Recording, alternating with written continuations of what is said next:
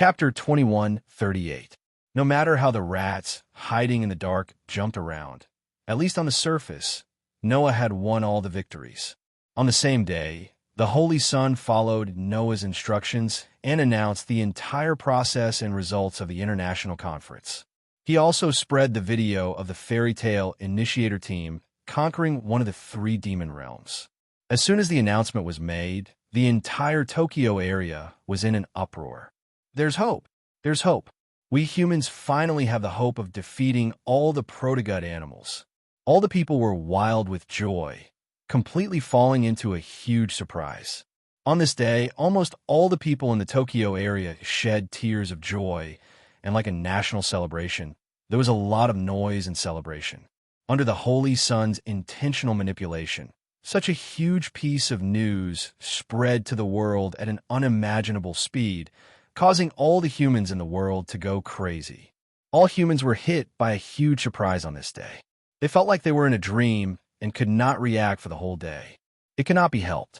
Humans had always been persecuted by the proto-god animals, and it was too much. To put it bluntly, living in this era could only be described as painful. This was because no one knew when they would be swallowed into the stomach of a proto-god animal that suddenly jumped out from the corner and died. Similarly, no one knew when the place they lived would be overrun by an army of proto-god animals and completely fall into hell. Therefore, in this era, almost all humans could be said to be living in hell, suffering every day. This kind of pain happened to be an important factor that bred the dark side of humans. Now, the announcement of the artificial artifact and the policy of Fairyland had let all humans see hope. They saw the hope of completely defeating the proto-god animals, no longer being threatened by their lives at all times, and could live freely under the sun without the need to live in fear. Under such circumstances, a series of butterfly effects occurred one after another. For example, in the Tokyo area, the people who once doubted Noah, hated Noah, and could not understand Noah's action of sheltering the cursed children all changed their minds, repenting one after another. Similarly, in various parts of the world, the people were overjoyed. Just as Noah had said before, they began to organize demonstrations and advocate for the government to send all the cursed children in their country to Fairyland to contribute to the salvation of humanity. In some countries, there were even people who had developed faith in Noah and began to raise the banner that Noah was the savior sent by the gods, openly recruiting believers. Years of oppression and yearning for the era when humans once flourished made all humans stand on Noah's side, supporting Noah and Fairyland. In this regard, the world could do nothing. All those in power knew what it meant to send all the cursed children in their country to Fairyland.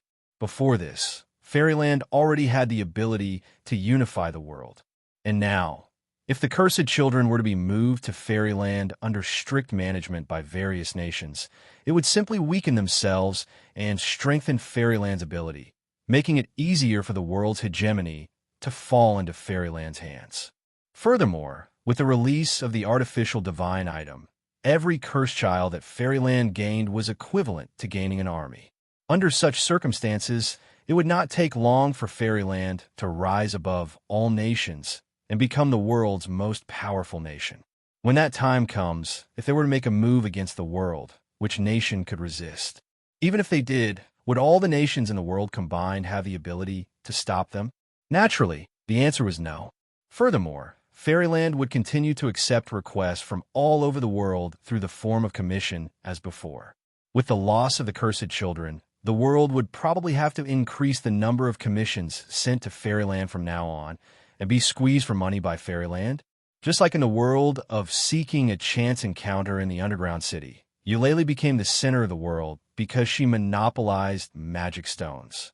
With Fairyland monopolizing the cursed children, it was only a matter of time before it became the center of the world as well. That way, before the protozoa were completely wiped out, every nation in the world would be at Fairyland's mercy. It was a situation that none of the world's rulers were willing to see. For that reason, some rulers did their best to oppose the decision, revealing Fairyland's conspiracy to their citizens, only to incur the wrath of the citizens whose desire for survival had erupted. One after another, they were denounced, with some even ousted from power. Some rulers sighed, resigned themselves to their fate, and sent out envoys to Fairyland, hoping to forge a good relationship with Fairyland. Some rulers, however, had other intentions, feigning compliance, but secretly opposing, attempting to hide some of the cursed children with potential and ability. Furthermore, some of those in power even intended to use the cursed child as a bargaining chip to negotiate terms with Fairyland. Of course, the latter would basically end badly. The reason Noah did not rely on his own power to crush the nations was because he did not want the cursed children to be used by the rulers of the nations to threaten him. After all, there was a malicious part of the human heart. Who knew when others would viciously disgust him? With that in mind, Noah and Mugung formulated a series of countermeasures to deal with those rulers with ulterior motives. Therefore, those rulers would probably kowtow until their heads bled in Fairyland and could only send their cursed children to Fairyland with their tails between their legs. Then, Noah announced another piece of news that shook the world. To protect the living forces of the protozoa, every nation in the world must enact laws and regulations related to the protection of the cursed children. If they do not comply, Fairyland will never accept any commission from that nation. In many nations today, the cursed children basically had no human rights. Some did not even have a household register, and were treated as garbage that could be thrown or picked up anywhere. In the past, people never thought that there was anything wrong with that. After all, while people claimed that the cursed children were humanity's last hope, no one cared when the protozoa's numbers did not decrease, but instead increased, and defeating the protozoa was still far away. But now, things were different. The annihilation of Fairyland told everyone that the cursed children who had obtained artificial divine artifacts could conquer the three great demonic realms, and there was hope for defeating the protozoa. With the hope of salvation, the people finally began to realize who could truly save them. Therefore, before the nations of the world could react, the citizens once again became the sword in Noah's hand, pointing it at the national government. It was believed that the day when the cursed children would truly obtain human rights was not far away. Of course, even if that was not the case, they would still obtain happiness in line with their age in Fairyland. With all that done, Noah and Mugung began to tinker with countermeasures, intending to have every nation transfer the cursed children born in the future to Fairyland. Everything was developing in the direction Noah envisioned. It's all here. In the living room of the holy abode, Athena put a document on the table, her seductive snake eyes staring at Mugung as she said, "This is the method to create the artificial divine artifact for the cursed children. You can hand it to the technicians in Fairyland for mass production. While the efficiency is definitely not as high as when I do it myself, it should not be difficult to mass produce one artificial divine artifact a day." Understood. Mugung solemnly put away the document. "Then I'll take it." Beside him, the Elysian Emperor and Rintaro's eyes followed the document until it was put away by Mugung before they reluctantly withdrew their gazes. That was humanity's hope to defeat the protozoa. Between the Elysian Emperor and Rintaro, one was peace-loving, the other upholding justice, and naturally valued that small document. Seeing this, Noah quietly asked Athena, "Can the technicians of this world create artificial divine artifacts?" This artificial divine artifact is only effective when it is embedded with the snake gem, Athena replied. Without the power of the snake, this artificial divine artifact is just a strange shell, so even the humans of this world can mass produce it. Noah nodded in relief. Chapter 21:39. The artificial artifact that belonged to the cursed child had the side effect of increasing the infection rate of the protozoan virus to the limit. If the method of making the artifact were to spread and fall into the hands of those with ill intentions, it may cause some of the cursed children to become sacrificial lambs. Therefore, if possible, Noah would of course want to have full control of this artificial artifact that belonged to the cursed children in the hands of Fairyland. There is no doubt that Athena had done this. The power of the snake provided by Orpheus and Lilith was now just like the matrix of the Anacosm. There was only one. Meanwhile, the outer shell of the artifact could be made by the humans of this world. Once the outer shell was made, a gem could be extracted from the snake and embedded into it. Only then could the artifact be completed, because the snake had only one relationship, and just like the Anacosm, the artifact would definitely be firmly in the hands of Fairyland. Moreover, Athena had also set up a defense mechanism in the artifact, so that the artifact would only work on the cursed child at the beginning. Once the target was changed, it would automatically self-destruct, and even if it was snatched, it would not be used by others. As long as both the Anacosm and the artifact were firmly in the hands of Fairyland, the status of Fairyland would not be shaken. Noah's initial goal of creating a utopia where all the cursed children could live happily in this world was now basically complete. All that was left was to protect. After all, it's easy to attack a city, but difficult to defend. However, with Mugung, Hina, Xiashi, Yinzhu, Rintaro, and other reliable companions, Noah believed that Fairyland would be able to continue to develop unscathed. To be able to fulfill this initial wish before the final battle, Noah had no regrets. With that thought in mind, Noah couldn't help but smile in satisfaction. Athena's pair of bewitching snake eyes stopped on Noah, as if she saw something from Noah's smile, but did not say anything, and just looked at Noah silently. Master! Aster wasn't as smart as Athena. She sensed the change in Noah's state of mind.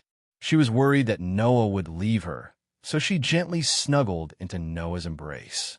Although Orpheus and Lilith were innocent and didn't know much about the world, their senses were very sharp. They followed Aster and stuck close to Noah. She really likes to act like a spoiled child. Noah couldn't help but laugh. He reached out and gently stroked the girls' heads. Tina and Yinzhu's brows furrowed when they saw how intimate they were with each other. Big brother sure is biased. Tina muttered to herself. Such a good relationship. It really makes people jealous. Yinzhu puffed up her cheeks in dissatisfaction. Even Xiashi looked at this scene with some envy, making Mugung, who was at the side, almost laugh. Saitiko and Rintaro watched the interaction between Noah, Aster, Athena, Orpheus, and Lilith with watchful eyes. They couldn't help but smile. A warm atmosphere instantly spread throughout the lounge.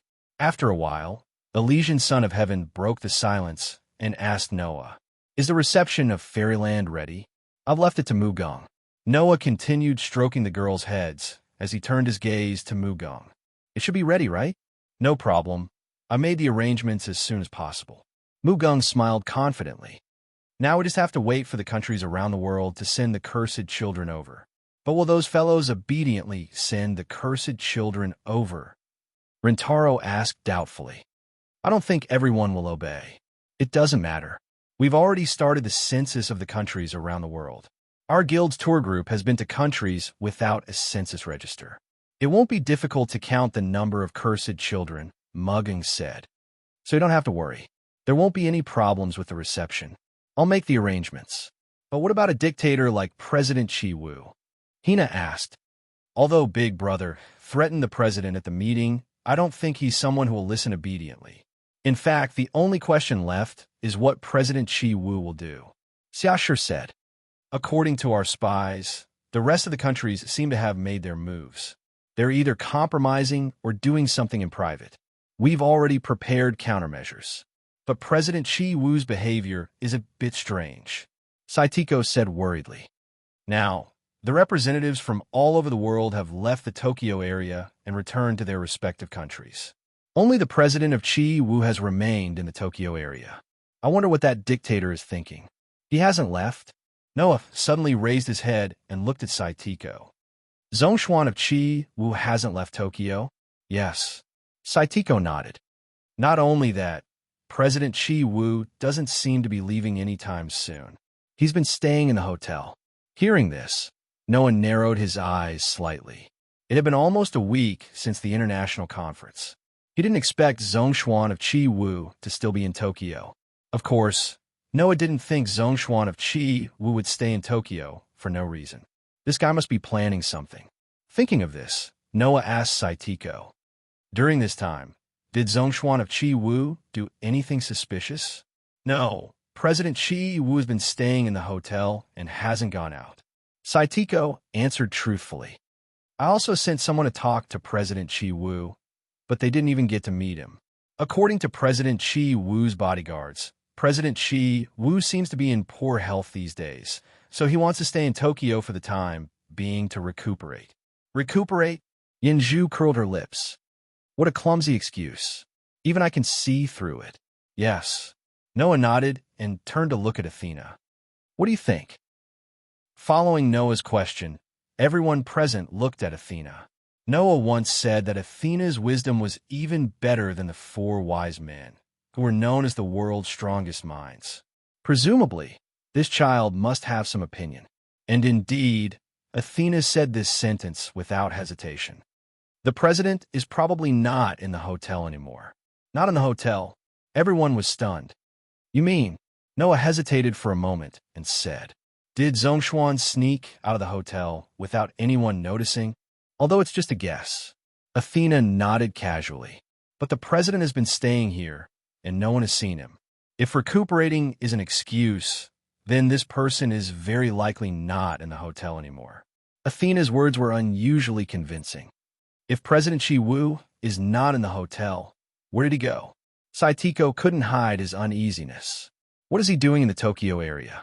Letting such an ambitious guy wander around in his territory was indeed not a good thing to worry about. It was natural for Saitiko to be so uneasy. Not only Saitiko, but even Mugung and Rintaro frowned. Noah was the only one who suddenly said this. Mugung, the person I asked you to send to monitor Zhongshuan during the international conference, is following him now, right? When Noah mentioned this, Mugung immediately reacted. Without answering, Mugung took out her phone and walked to the side to make a call. After a while, Mugung hung up the phone and came back. How is it, Miss Mugung? Miss Mugung, Ryotaro asked impatiently. Did he say anything? Mugung nodded solemnly. He looked around at everyone and said, let's go. There seems to be important information about Zhongshuan. Important information about Zhongshuan?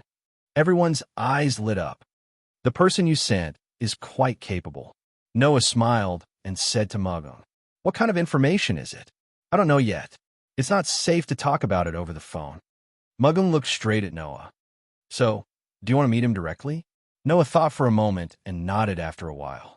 Mugung and Rintaro both smiled. It was a happy thing to be able to meet his guardian. Chapter 2140. Ding dong.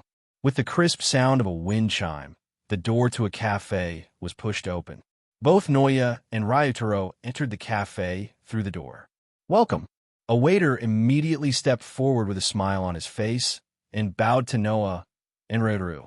Hello. Ryotaro greeted the waiter. I'm Ryotaro. I've arranged to meet someone here. That person should have arrived already, right? Are you Ryotaro? The waiter answered without hesitation. Please follow me. With that, the waiter led the way. Noah and Ryotaro looked at each other, then followed the waiter into the depths of the cafe. Under the waiter's lead, Noah and Ryotaro arrived at a corner. There was already someone there. It was a man with a pineapple-like hairstyle and wearing a traditional pantsuit. He should be over 50 years old, the same age as the head of the cafe. A middle-aged man sat in a corner of the cafe, leisurely sipping his coffee.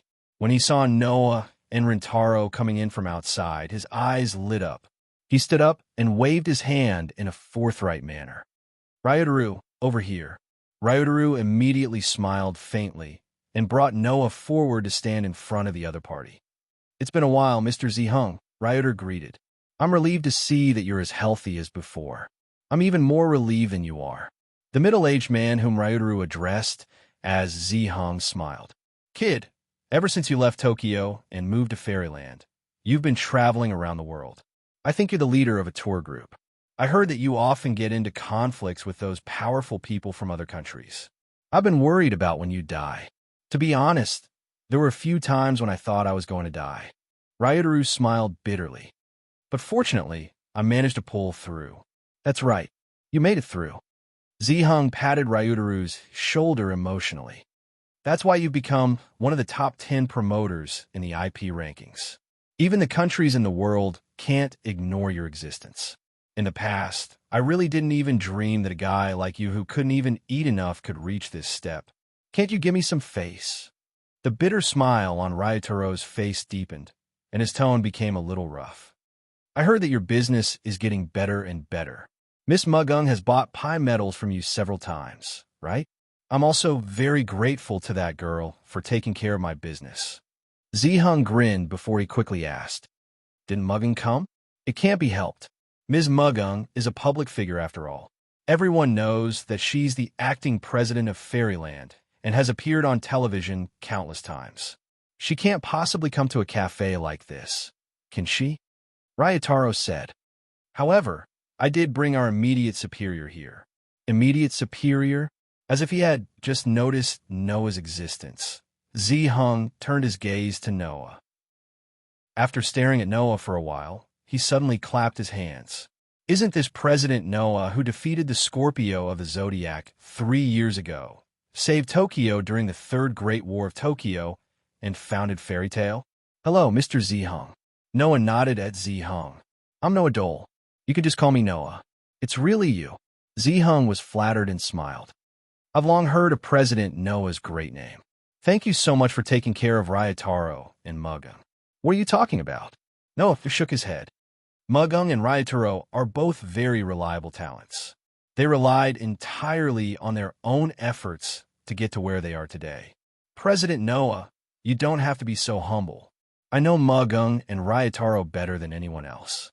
Although these two guys are very capable, they always make mistakes in some inconspicuous areas. Otherwise, they wouldn't have fallen to the point where they could only set up a poor police company. Ziheng laughed. By the way, let me introduce myself first. I'm Senichi Ziheng. You can say that I'm Senichi Ziheng, the nominal guardian of Ryutaro and Mugung. Hearing that, Noah shook hands with Ziheng while recalling the information that Ryutaro had told him. The middle-aged man in front of him was indeed Ryutaro and Mugung's nominal guardian. In the past, Senichi Ziheng used to be the butler of the Tentong family. He knew Mugung and Ryutaro since they were young and took good care of them. After Mugung and Rintaro severed ties with the Tentong family and completely left, Ziheng Shini took on the role of their guardian. Even the Tentong civilian guard company that Mugung used to run was registered and guaranteed by him. Otherwise, Mugung and Ryutaro, who were still students at that time, would not have successfully registered a company. Not long after that, Senichi Ziheng left the Tentong family and bought a mine. He specialized in excavating pine metal and started a business. Because of that, Senichi Ziheng had many connections and helped Mugung and Ryutaro a lot. Previously, when Noah asked Mugung to send someone to keep an eye on Shinshur, the person that Mugung looked for was Senichi Ziheng. All right, don't just stand there. Sit down first. Ziheng welcomed them warmly. Noah and Ryutaro naturally had no reason to refuse and sat down together. At that moment, the attendant who had been waiting at the side finally came up and looked at Noah excitedly. Excuse me, are you really the owner of Fairyland, President Noah, the one who released the artificial artifact and brought the hope of saving mankind?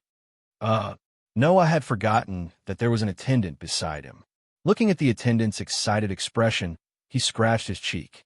That's me, but please don't tell anyone. I don't want to be surrounded.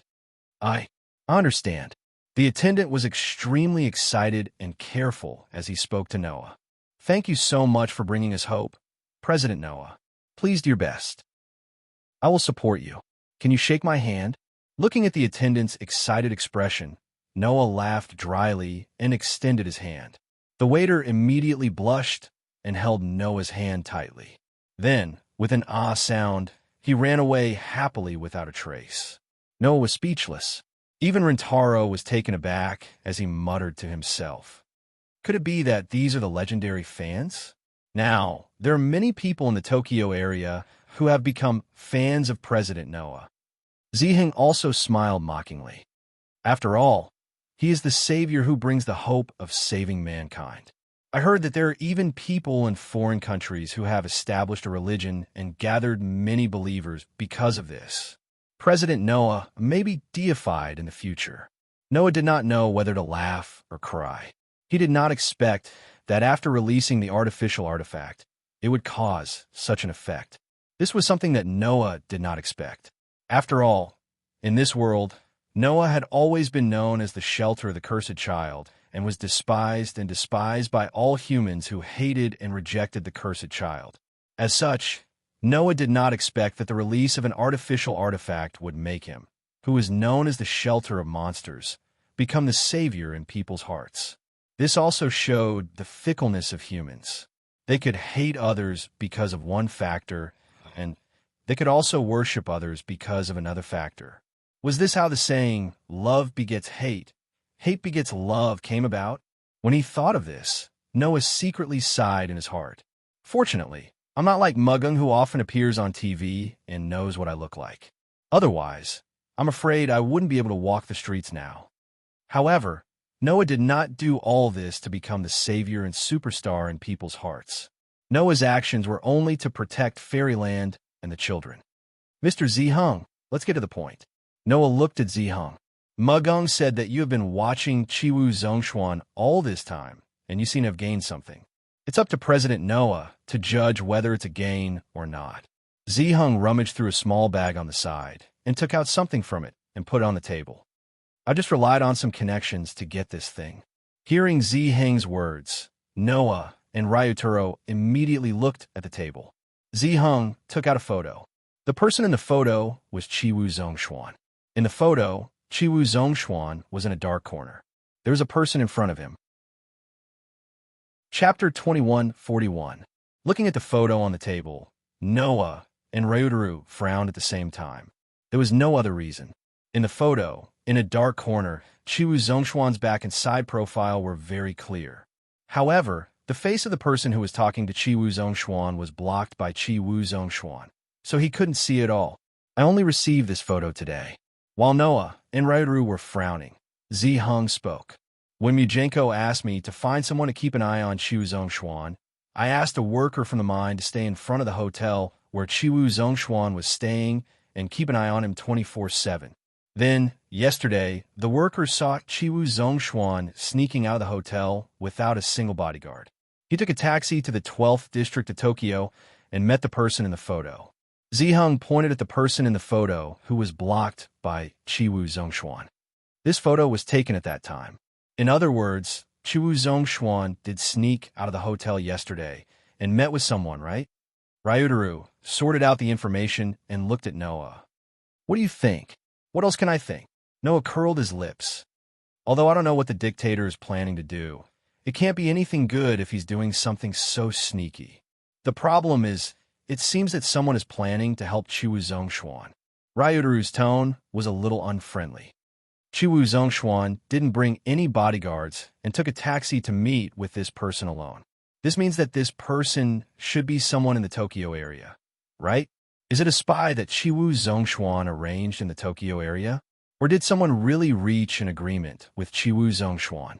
Noah said indifferently. In any case, there's too little information to infer anything. Then what should we do? Ryutaro asked. Are we going to take this photo to the hotel to question the dictator? No, now is not the time. Noah glanced at the person in the photo who was talking to Chiwu Zhongshuan. At the very least, I need to confirm who is meeting with Chiwu Zhongshuan in private. Otherwise, even if I kill Chiwu Zhongshuan, there'll be a rat spying on us in the dark. That's true. Rintaro nodded. Then how are you going to confirm this person's identity? Go find the Holy Son of Heaven, Noah said bluntly. Although the location in the photo is a hidden corner, since it's not the outer peripheral area that hasn't been rebuilt after the Protogut War, it's possible that a surveillance camera captured this scene. You mean the Holy Son of Heaven? Ryutaro seemed to come to a sudden realization and sighed. Only you would call His Excellency the Holy Son of Heaven by his full name in public. You also said it's in private. Noah smiled helplessly. No matter what, that girl is the ruler of Tokyo. On the surface, I still have to call her respectfully. If you want to call her respectfully, then don't call her that girl. Rintaro rolled his eyes. Otherwise, who are you trying to fool? Hearing this, Noah could only spread out his hands to show that he was innocent. He couldn't help it. No matter what, he shouldn't call his lover Lord Holy Son of Heaven. If he did, the first person to complain would be the Holy Son of Heaven. Ziheng, who had been quietly listening to the conversation between Noah and Rintaro, couldn't help but smile. Although I don't know what's going on, but this photo of mine should be of some help to you, right? Of course, Rintaro said without hesitation. You've helped us a lot, Mr. Ziheng. I'll take this photo with me. Noah put away the photo on the table and said to Ziheng, Mr. Ziheng, thank you so much for your help. You're welcome. My matter is insignificant. You're the master of fairyland. If you want to find someone to spy on someone, it's just a matter of moving your lips. I should be grateful that I can help. Ziheng waved his hand and smiled generously. Of course, if President Noah can take care of my business a little, that would be even better. I'll keep that in mind. Noah shrugged helplessly. Anyway, thank you for your help, Mr. Ziheng. You're too polite. Ziheng laughed bitterly. Then, he seemed to have thought of something and suddenly said such a sentence. But, if I'm lucky, I may have the opportunity to deal with President Noah in the future. Oh, Noah was slightly surprised. What do you mean? It's not something worth hiding. Ziheng looked at Noah and said solemnly. Actually, I plan to participate in the election of the next ruler of Tokyo. The election of the next ruler of Tokyo? Noah was stunned. Mr. Ziheng? Rintaro was completely stunned and did not react for a long time. Then, Noah and Rintaro looked at each other. It seems that I've scared you. Ziheng scratched his head apologetically and laughed. Just pretend that you didn't hear it.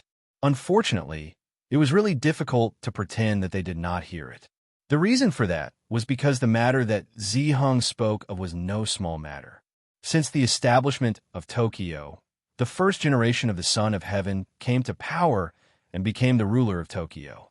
For a long time, the position of ruler of Tokyo was almost hereditary. The first generation of the Son of Heaven inherited the position of ruler and became the second generation of the Son of Heaven. The second generation of the Son of Heaven also inherited the position of ruler and became the third generation of the Son of Heaven. Noah's lover, the holy girl that he was secretly dating, was the third generation of the Son of Heaven in Tokyo. In other words, the grandmother and mother of the Son of Heaven were the previous generation of rulers of Tokyo. Now, the position of ruler fell on the head of the Son of Heaven. Therefore, the position of ruler of Tokyo, at least since the first generation of the Son of Heaven, has been hereditary. Moreover, it seems that the system will continue to be hereditary. After all, 3 years ago, before Noah left this world, the Elysian Emperor had confessed to him that the Elysian Emperor's confidants had been urging him to quickly decide on his other half so that they could get married and have children and determine the next Elysian Emperor's successor. Now, Ziheng said that he wanted to participate in the election of the next ruler of Tokyo. Doesn't that mean that Ziheng wants to end the hereditary system of the Son of Heaven? Mr. Ziheng. Rintaro was very surprised. Are you serious? Well, I guess you can say that I'm serious. Ziheng did not choose to be perfunctory in the end and frankly admitted it. People have to climb higher. Just like how the Sima family used to be in the weapons business, but now they have replaced the Tendo family and have a high position in Tokyo's political arena, I also want to stand out a little. I don't just want to be a businessman in the pie metal business. I want to have a seat in the political arena. That's true, Rintaro said hesitantly. But isn't it a little too rushed to set your sights on the position of ruler of Tokyo? That's why I think the chances of losing are much higher than the chances of being elected. Ziheng laughed. But if by some miracle I really become the ruler of Tokyo, President Noah, you have to help me then, okay? As he said that, Ziheng looked at Noah with a strange gaze. Fairyland's position in the world will become extremely important, and you can even control countries around the world. My little Tokyo region will be under your care then. Hearing Ziheng's words, Rintaro was completely speechless. Noah, on the other hand, met Ziheng's gaze as his eyes flickered, because Noah knew that Ziheng was serious. Although he said it so casually, This person probably wanted to go all out and become the ruler of Tokyo. He did not expect Rintaro and Moving's guardian to have such ambition. Of course, even Rintaro did not expect Ziheng to have such ambition. Otherwise, he would have said a word. The atmosphere suddenly became a little strange. Chapter 2142. After leaving the cafe, Noah and Rintaro walked side by side to a limousine. Inside the limousine, the chauffeur got out of the driver's seat and opened the door for Noah and Rintaro. Not long after, the limousine slowly began to move forward. Noah and Rintaro sat opposite each other in the limousine. After a while, Rintaro spoke up. "I'm sorry." Hearing this, Noah asked directly, "Why are you apologizing?" "Because of Mr. Ziheng." Rintaro sighed. "I didn't know that Mr. Ziheng wanted to become the next ruler of Tokyo." "I can see that." Noah continued to laugh. "But what does that have to do with your apology? Don't you care at all?" Rintaro asked in confusion.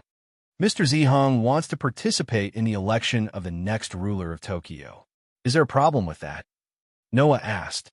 "It's not like he wants to become the next ruler of Tokyo. There shouldn't be a problem, right?" Rintaro was confused.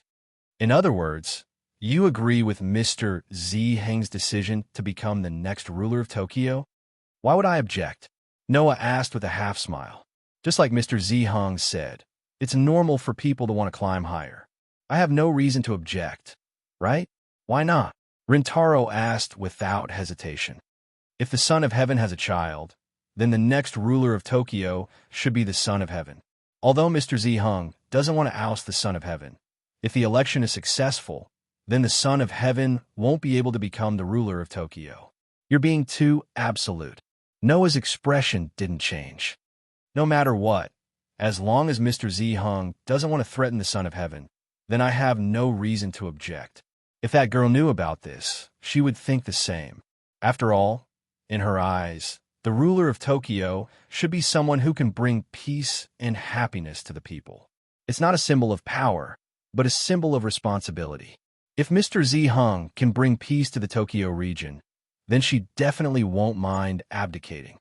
Noah smiled at Rintaro. "So, don't think too much. Mr. Ziheng is not my enemy at the moment." "Is that so?"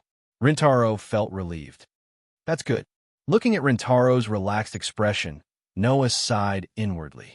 Although Ziheng would not become Noah's enemy at the moment, there was no guarantee that he would not become one in the future, as long as Ziheng didn't give up on becoming the ruler of Tokyo. Why? Because of age.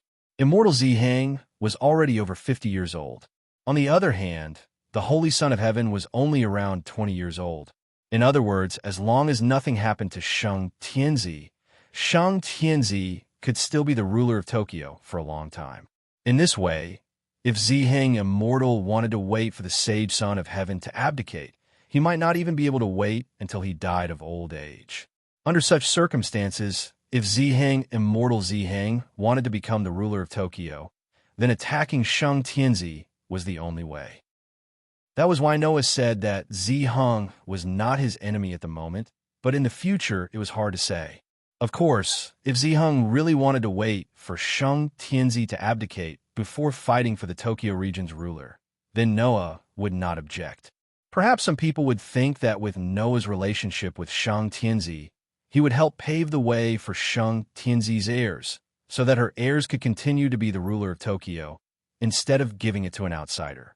However, if one thought about it carefully, they would realize that it would be foolish of them to think that way. Noah did not give up on Shang Tianzi's idea. This silly girl had waited for him for 3 years, and when she appeared in front of the world of Fairyland, she was the first to stand up and resolutely declared her side, becoming an ally of Fairyland. Noah had no reason to give up on her. In this way, it would be normal for the two to talk about marriage in the future. In that case, Shang Tianzi's heirs could only be Noah's heirs. When that time comes, as the owner of Fairyland, would Noah let his daughter, don't ask why not his son, run to another region to be the ruler? Of course not. Even if she wanted to be, she would have to be the ruler of Fairyland. Therefore, there was no reason to protect Shang Tianzi's heirs. Anyway, don't think too much. I'm not hostile to Mr. Ziheng. I'm just shocked by his target, Noah said to Rintaro. Now, let's focus on dealing with Chiwu Zhongshuan. Don't let this dictator do anything here. Got it. Rintaro nodded. So, are we going back to the holy residence now? There's no need for that. Noah took out his phone. You could just call the Holy Son of Heaven. With that, Noah dialed Sheng Tianzi's private number that only he knew. The black limousine drove forward, brushing past the cars as it quickly shuttled across the road. It was traveling at about 90 kilometers per hour, neither too fast nor too slow, allowing the black limousine to drive forward until it finally drove into an area. After a while, the limousine stopped in a parking lot. Noya and Rintaro both got out of the car and immediately raised their heads to look in front of them. In front of them was a skyscraper. It was so tall that it surpassed the surrounding buildings. The entire building was black, as if it was made of ash. In front of the skyscraper was a slab of stone. There was a line of large words on the slab. Central Control and Development Agency? Rintaro was puzzled. Where is this? How would I know? Noah spread his hands. After explaining the situation to Sheng Tianzi, she asked me to come here. She said that she would arrange for someone to help us with the investigation. Is that so? Rintaro looked around. Then where is she? Noya glanced at Ryutaru and gestured to the front with his lips. Isn't that right? Hearing Noah's words, Rintaro raised his head and looked over. Then his expression stiffened. In the skyscraper in front of them, a person was walking out of the door with 2 guards. President Noah, Torai-sen. The man had a kind smile on his face as he greeted them. We meet again. Cabinet. Rintaro didn't notice that his tone had unknowingly become unhappy. Why are you here? Sheng Tianzi asked me to wait here for your arrival. Cabinet didn't mind Rintaro's unhappy tone. The smile on his face was still as bright as ever. Didn't you too want to see the footage captured by the surveillance cameras in the Tokyo area? I'm here to help you too. Why are you here to help us? Ryutaru swallowed back those words with all his might. Meanwhile, Noah, who had been observing Ryutaru's performance, chuckled inwardly. This kid's attitude towards Cabinet Duru is so bad. Is it because Cabinet Duru used to be Mugen's fiancé? It seems that it's better to let this kid have less contact with Cabinet Duru. Otherwise, he might go berserk. At once, Noah turned to Toshiro and said, Cabinet Duru, can you show me the footage captured by the surveillance cameras in the Tokyo area? Sheng Tianzi asked me to do my best to fulfill President Noah's request. Since it's an order from Sheng Tianzi, I naturally have no reason to refuse. Cabinet Duru nodded without hesitation. The 2 of you, please come in with me. After that, Toshiro gestured toward the skyscraper with a pleased gesture. Then, Noah led who was still in a bad mood, into the pitch-black skyscraper under the guidance of Toshiro Akiyama. There wasn't anything special about the interior of the skyscraper. It looked like a company building with people walking around everywhere. Noah and Rintaro took the elevator with Cabinet Duru. The elevator ascended at an astonishing speed and reached the 65th floor in one breath. Finally, Cabinet Duru led Noah and Rintaro to a room labeled Control Room. The bulletproof glass door opened, revealing the scene inside the room to Noah and Rintaro. Chapter 2143. This was a very spacious room, but it was extremely dark. There was almost no light in the room. The structure of the room was shaped like a fan. In the deepest part of the room, there was a large number of holographic screens stacked together, forming a futuristic scene. In the room, the only source of light was the holographic screens. On the screens, the numbers displayed in the form of bars were rapidly changing. Only the largest display in the center of the room showed a map. Noah and Rintaro immediately recognized the map. It was a map of the Tokyo area. The 2 of you, please come in with me, Toshiro said as he led Noah and Rintaro into this futuristic room. Looking around, Noah asked curiously, what is this place? If I were to summarize it in one sentence, it would be the control room that manages the electricity. Toshiro smiled meaningfully. At least, this is what it looks like on the surface. On the surface? Rintaro turned around and looked at Toshiro. In other words, there is another purpose for this place? Yes, Toshiro explained. I'm sure the two of you know that electricity must be transmitted through high voltage and power lines to reach the final destination. But in this way, when electricity is sent to an ordinary home, there will be a serious loss of electricity, which will lead to excessive waste, right? Moreover, there are also examples of large databases that require a large amount of power to be idle in order to prevent the server from overloading or a rapid increase in the amount of data. Only a portion of the power is used, and the rest is wasted. Toshiro pointed at the monitor in front of him. This system is used to monitor the usage of energy and, under the premise of avoiding power outages, efficiently transmit and distribute the appropriate amount of electricity. Based on this idea, the first generation of shonen started to build this place. But since it has already been built to this scale, isn't it a bit wasteful to just use it to manage the electricity? Noah very casually interjected. So, while managing the electricity, it is necessary to have some other functions, such as managing the surveillance cameras in the Tokyo area, right? As expected of President Noah. Toshiro shrugged helplessly. That's right. If you're here, you'll be able to see the footage captured by all the surveillance cameras in Tokyo. All of them. Ryotaro couldn't help but be flabbergasted. No wonder there are so many monitors here. That's not right, Noah corrected Ryotaro.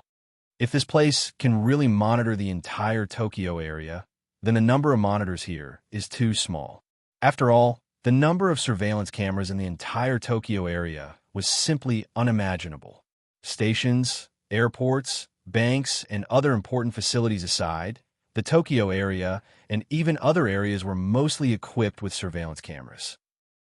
This was because some of the protozoa might slip into the human's residence through the gaps in the magnetic field released by the giant stone monument and bring about a protozoa virus infection that was even more terrifying than the plague. In order to prevent the invasion of the protozoa and wipe them out at any time and place, every area was equipped with many surveillance cameras. Almost the entire area was monitored. Of course, when the number of surveillance cameras increased, it was almost impossible to know what was happening in every corner of an area at all times. If one were to take the Tokyo area as an example, the number of surveillance cameras here could be described as tens of thousands. With so many surveillance cameras, if someone were to manage them, who knew how much manpower it would take to manage all of them? So, it became necessary to use an AI system to manage the surveillance cameras, and this place was born. Toshiro seemed to be very impressed by Noah's sharp thinking. He stepped forward and walked to the large number of monitors. There were some staff members in front of these monitors. Toshiro whispered a few words to the staff members.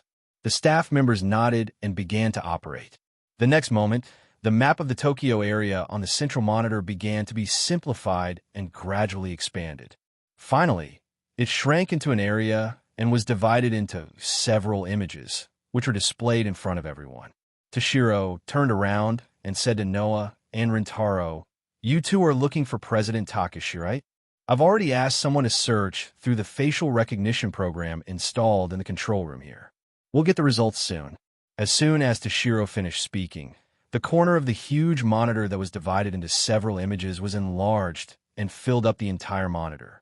The image that appeared on the monitor was the scene of Takashi sitting on the sofa in a hotel room, holding a mobile phone. It was unknown who he was talking to. President Takashi is now in the hotel. He hasn't left. Toshiro shrugged. Didn't you two go to the hotel to look for him earlier? What we want to see is not Takashi's current whereabouts, Noah said directly. Show us the surveillance footage after Takashi sneaked out of the hotel yesterday. Sneaked out of the hotel? Toshiro rolled his eyes slightly. Obviously, he had some doubts about the situation in his heart. However, Toshiro still asked the staff to show him the surveillance footage from yesterday. After a while, the image on the central monitor changed again. This time, it showed the scene outside the hotel. Then Noah, Rintaro, and Toshiro saw it at the same time. Takashi, who had changed out of his formal attire and was dressed as an ordinary staff member, did not bring any bodyguards with him. He went to the street alone, hailed a taxi, and left the hotel. Seeing this, Noah immediately ordered, "Show me all the surveillance footage from behind." It had to be said that Noah, who had always dealt with all kinds of people, was like an extremely noble person when he gave an order. His voice and posture were full of majesty. Therefore, the group of staff followed Noah's orders almost instinctively. They didn't even ask for Toshiro's permission, which made Toshiro's expression a little resentful. Under the operation of the staff, the surveillance images of the car that Chu Zhongshuan was in were brought up one by one. Not long after, the car on the screen stopped at a place and opened the door for Chiwu Zhongshuan to get out. After getting out of the car, Zhong Xianhuan looked around and glanced at the watch on his wrist to confirm the time. Then, he walked forward and arrived at a restaurant. He sat down and leisurely ate his lunch. Noah and Rentaro didn't say anything. They just stared at the monitor, watching Zhongshuan's actions. At a certain moment, Chiwu Zhongshuan confirmed the time again, paid the bill, and walked out of the restaurant. He walked all the way to a deserted alley. Finally, Chiwu Zhongshuan came to a dark corner. There was already someone waiting for Chiwu Zhongshuan. Looking at the screen, Noya and Rentaro's eyes narrowed as they watched the person who was standing in a dark corner and talking to Takashi Zhongshuan, who had just arrived. The person who was talking to Chiwu Zhongshuan in the photo, brought by Zi Heng, was completely hidden because of the angle of the photo. At this very moment, the image displayed on the monitor allowed Noah and Ryotaro to clearly see the full appearance of that person. That is, Toshiro said in surprise. Commander Soma Zhongshion? Yes. The person who was talking to Chiwu Zhongshuan was the commander of the Self-Defense Forces, Soma Zhongshion. Before the international conference began, he treated Noah and the others as impolite brats in the lounge. He was the one who scolded Noah and the others, the commander of the Self-Defense Forces. So it's him? Rentaro whispered.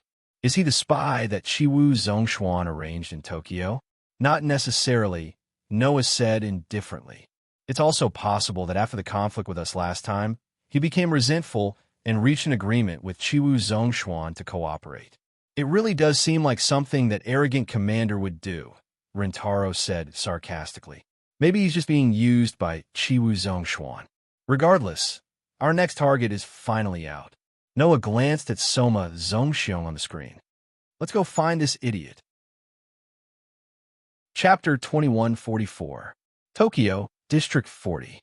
This was the outermost district of the Tokyo area. It was also a district where no one lived. There were no skyscrapers or crowds of people here. There was only silence and desolation as far as the eye could see. Of course, as the outermost district of the Tokyo area, this was also known as the boundary between heaven and hell. Beyond this boundary was an endless forest. Inside, there was a tall, pitch-black wall that blocked the view. The towering, pitch-black wall was the guardian of humanity's last paradise, the giant stone monument. It was so tall that it was almost impossible to see the top of it.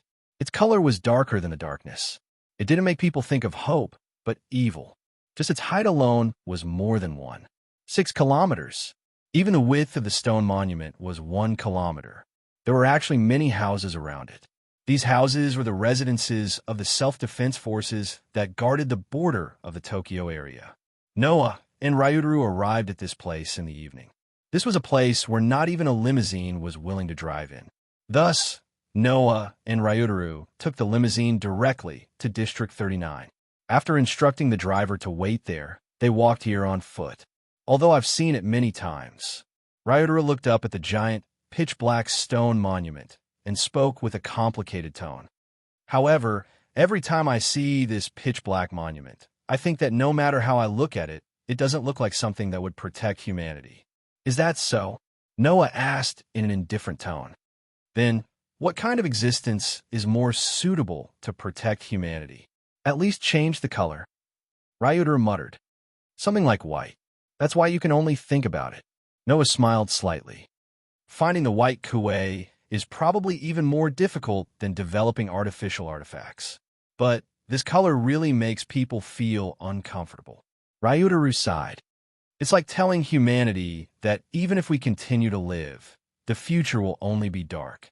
No future is dark, Noah said without any hesitation. From the way I see it, as long as one is able to live on, there will be a future filled with hope. As for many people, as long as one is able to live on, not to mention the color of the huge stone tablet being black. Even if one's entire body was dyed black, it wouldn't matter. Is that why so many humans are hopeless in this era? Rintaro's tone was downcast. Just thinking about it makes me feel like he's not human. I feel that compared to the previous you who didn't think about anything and only wanted to uphold justice, the sentimental you now is more unlike you. Noah could not help but laugh. When did you become so artistic? I also feel that I'm not like myself at all. Rintaro pursed his lips. It's just some nonsense, don't mind it. Hearing this, Noah shrugged and didn't say anything else. He raised his head and looked at the giant stone tablet in front of him. This is the first stone tablet, right? That's right. Rintaro collected his emotions and nodded. This is the first giant stone monument located right in front of the Tokyo area. The self-defense forces are stationed around the stone tablets all year round, and this first stone tablet is equivalent to the headquarters of the self-defense forces. Noah stroked his chin. Soma Minhiko is on duty here, right? At least, that's what the records say. Rintaro spread his hands. Since the commander of the self-defense forces went to the city to meet with Takashi Minhiko in private, it's hard to say if he's here or not. Whether he's here or not, we're going to make this trip anyway. Noah said helplessly. We've been running for a whole day. Let's hope that self-righteous bastard can give us something. If we knew this would happen, we should have brought more people with us. Rintaro said after the fact. In the end, the great president of Fairyland had to personally run around for a whole day just to investigate a single matter.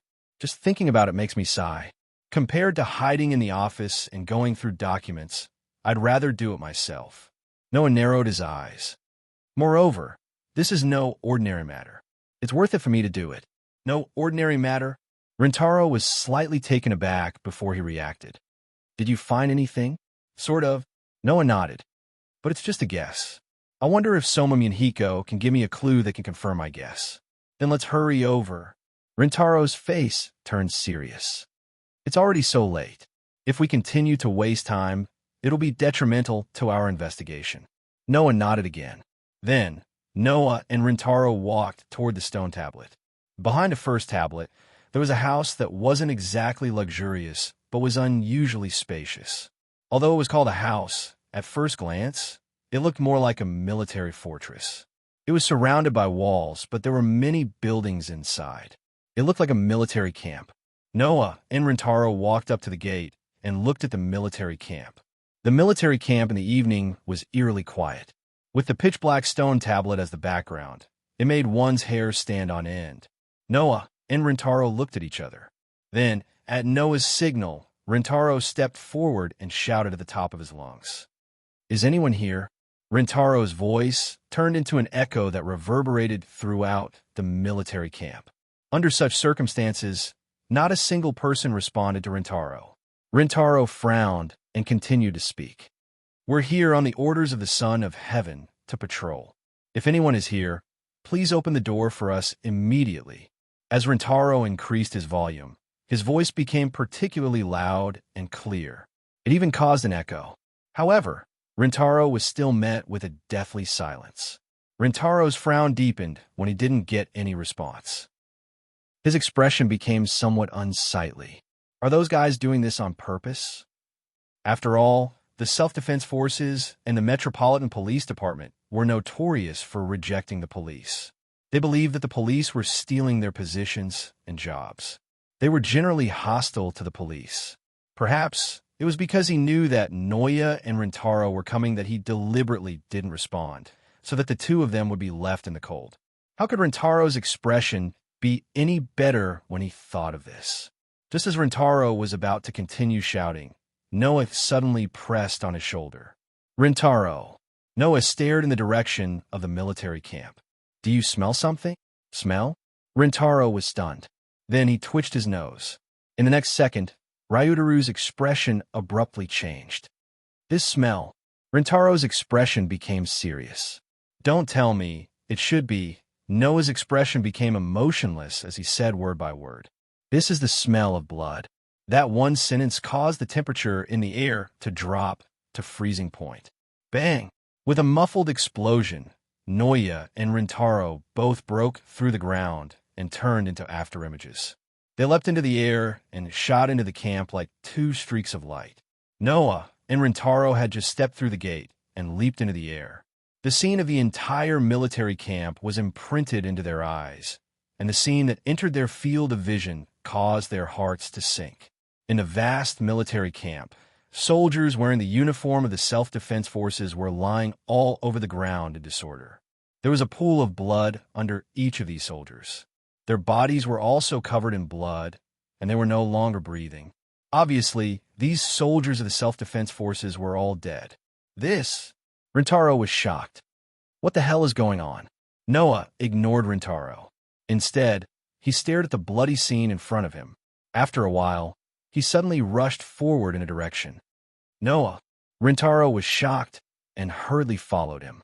Noah, on the other hand, stepped over one corpse after another and arrived in front of a building in the center of the military camp. Bang! The sturdy gate was kicked to pieces. Noah flashed into the building and then stopped. He looked in front of him and fell into silence. Rintaro, who followed closely behind Noah, also saw the scene in front of him. His expression changed a few times, and then he clenched his teeth. In front of them, a corpse lay on the ground. His eyes were wide open, and his pupils were completely dilated. That person was Soma. Chapter 2145. The thick smell of blood permeated the entire room. Noah looked at the lifeless body lying in a pool of blood. His eyes were wide open as if he had seen something unbelievable. Noah fell into silence, and Ryutaru's expression became more and more unsightly. Who is it? Ryutaru gritted his teeth. Who is it? Noah didn't answer. It wasn't that Noah was deliberately mystifying, but the situation happened so suddenly that even Noah couldn't determine who the murderer was. The only thing he was certain of was one thing. That is, the murderer was definitely not an ordinary person. In this military camp, which was equivalent to the headquarters of the self-defense forces, not only could he come and go as he pleased, but he could also easily kill all the soldiers of the self-defense forces without leaking any information. Such ability was not something that could be casually achieved by a person who came out of nowhere. Thinking of this, Noah stepped forward, squatted down, and gently pressed on the neck of Soma Zongxiong, who died with his eyes wide open. The body still has some body temperature. He should have been killed not long ago.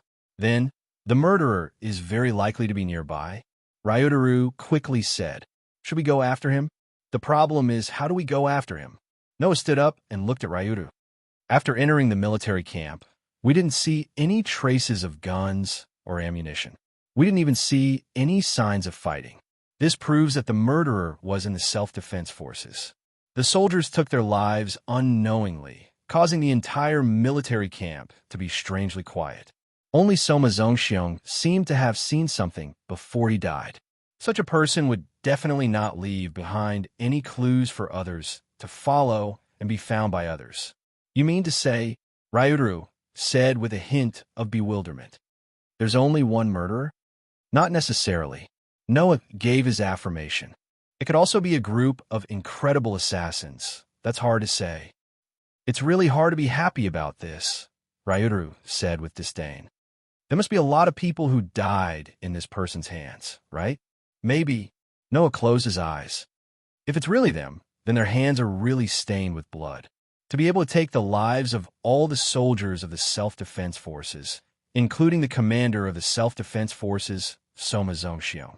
This kind of ability, this kind of bloody method, Noah almost immediately thought of that person. The person who attempted to destroy the world, bringing strife and chaos to the world, and taking pleasure in doing so Li Qingyin. If it was that person, together with Benet the Leech, it should be easy to take away the lives of an entire self-defense force soldier without anyone noticing, right? The question is, why did the father and daughter massacre here? While Noah was deep in thought, Ryutaru suddenly, "What is this?" Hearing Rintaro's voice, Noah opened his eyes. Then Noah saw it. Rintaro crouched down in front of Soma and took out something from under Soma. Key. Both Noah and Ryutaru were confused. The thing that Ryutaru took out from Soma Zongxiong's body was a key. Of course, if it was just an ordinary key, Noah and Ryutaru wouldn't be so confused. The reason why Noah and Ryutaru were confused was because this key was very special. Its entire body was pitch black, and there was a kind of darkness in its color that was even denser than the darkness. Pie? Noah was surprised. A key made of pie? Who would use pie to make a key? Ryutaru was confused. Is there a point? Yes. Is there a point? Pie was the most effective weapon against primitive animals, but it was widely used as a weapon. No one would want to use it in a way that had nothing to do with primitive animals. If we think about it the other way around, since this key is made of chi, it's most likely related to protozoa, right? Noah instantly switched his train of thought to reverse the situation. Ryutaru, let me see the key. Ryutaru immediately handed the key to Noah. Noah took the key, looked at it for a while, and made a decision. Ryutaru. Noah looked at Ryutaru. Let's search this camp. Understood. Ryutaru nodded without any objection. The sky gradually darkened. In the Self-Defense Forces camp, the bodies of the soldiers lying in pools of blood were covered with blankets. Noah and Rintaro searched the entire camp while covering the corpses with blankets so that their corpses wouldn't be exposed in the wilderness. By the time Noah and Ryutaru finished searching the entire camp, all the bodies were covered with blankets. Noah and Ryutaru also found something. Huh. In front of the wall in the deepest part of the camp, Ryutaru shouted and pushed open a metal box that was much bigger than him. It was as big as a truck's cargo box. Phew! Ryutaru wiped the sweat from his forehead, looked at the ground, and then at Noah. Is there anything strange here? Noah nodded. Undoubtedly, there's no pie here, but I can sense a weak magnetic field unique to pie metals. There's something wrong here. Pie's weak magnetic field? You can sense that? Ryutaru looked as if he had seen a ghost. Are you even human? You don't have the right to criticize me, Mr. Robot Soldier, Noah replied indifferently, then looked at the ground. Also, the weak magnetic field of pie is coming from below. I'm afraid there's a hidden space here. A hidden space. Ryutaru stepped forward suspiciously, raised his foot, and stomped on the ground. Clang! An incomparably clear sound rang out. There really is a hidden space? Ryutaru was shocked. As for Noah, he looked around the ground, then squatted down and dug up some of the soil on the ground. Immediately, a pitch-black metallic luster appeared in the air. Ryutaru finally reacted. He squatted down and dug up the soil on the ground. Not long after, a pitch-black door appeared on the ground. First, it's a pie key, and now it's a pie door. Ryutaru tapped his palm. Since we have the key in the door, we don't have to think about what to do next. Hearing this, Noah smiled and took out the key. He inserted it into the keyhole of the door and turned it. Gotcha! The moment the door was turned on, Noah and Ryu both perked up. The two of them held the doorknob and pulled open the door on the ground. A pitch-black space suddenly appeared before the two of them. Noah and Ryutaru looked at each other, then jumped into the dark space. What? In the dark basement, Ryutaru's expression changed drastically. With a swoosh, his face turned pale. Next to him, Noah quietly looked at the scene in front of him. A sharp light flashed in his eyes. What is this? Ryutaru's voice was filled with disbelief and trembling as he shouted. What is this? In the dark basement, there was nothing but neatly arranged cages. The cages were also made of pie metal. In each of the cages, there were monsters lying in them. They were motionless, as if they were in a deep sleep. Some of these monsters looked like tigers, some like leopards, some like bears, and some like dragons. There were almost all kinds of shapes and sizes. There were even some that had the characteristics of several or even dozens of animals. Their bodies were huge. There is no need to say what the monster's true form was to be guessed. What else could they be other than gastronomic animals? Why? Ryutaru's voice was dry. Why would there be gastronomic animals hidden in the Self-Defense Forces barracks? Who knows? Noah smirked. Maybe it's because everyone who came here had the same question as you. That's why the Self-Defense Forces were massacred.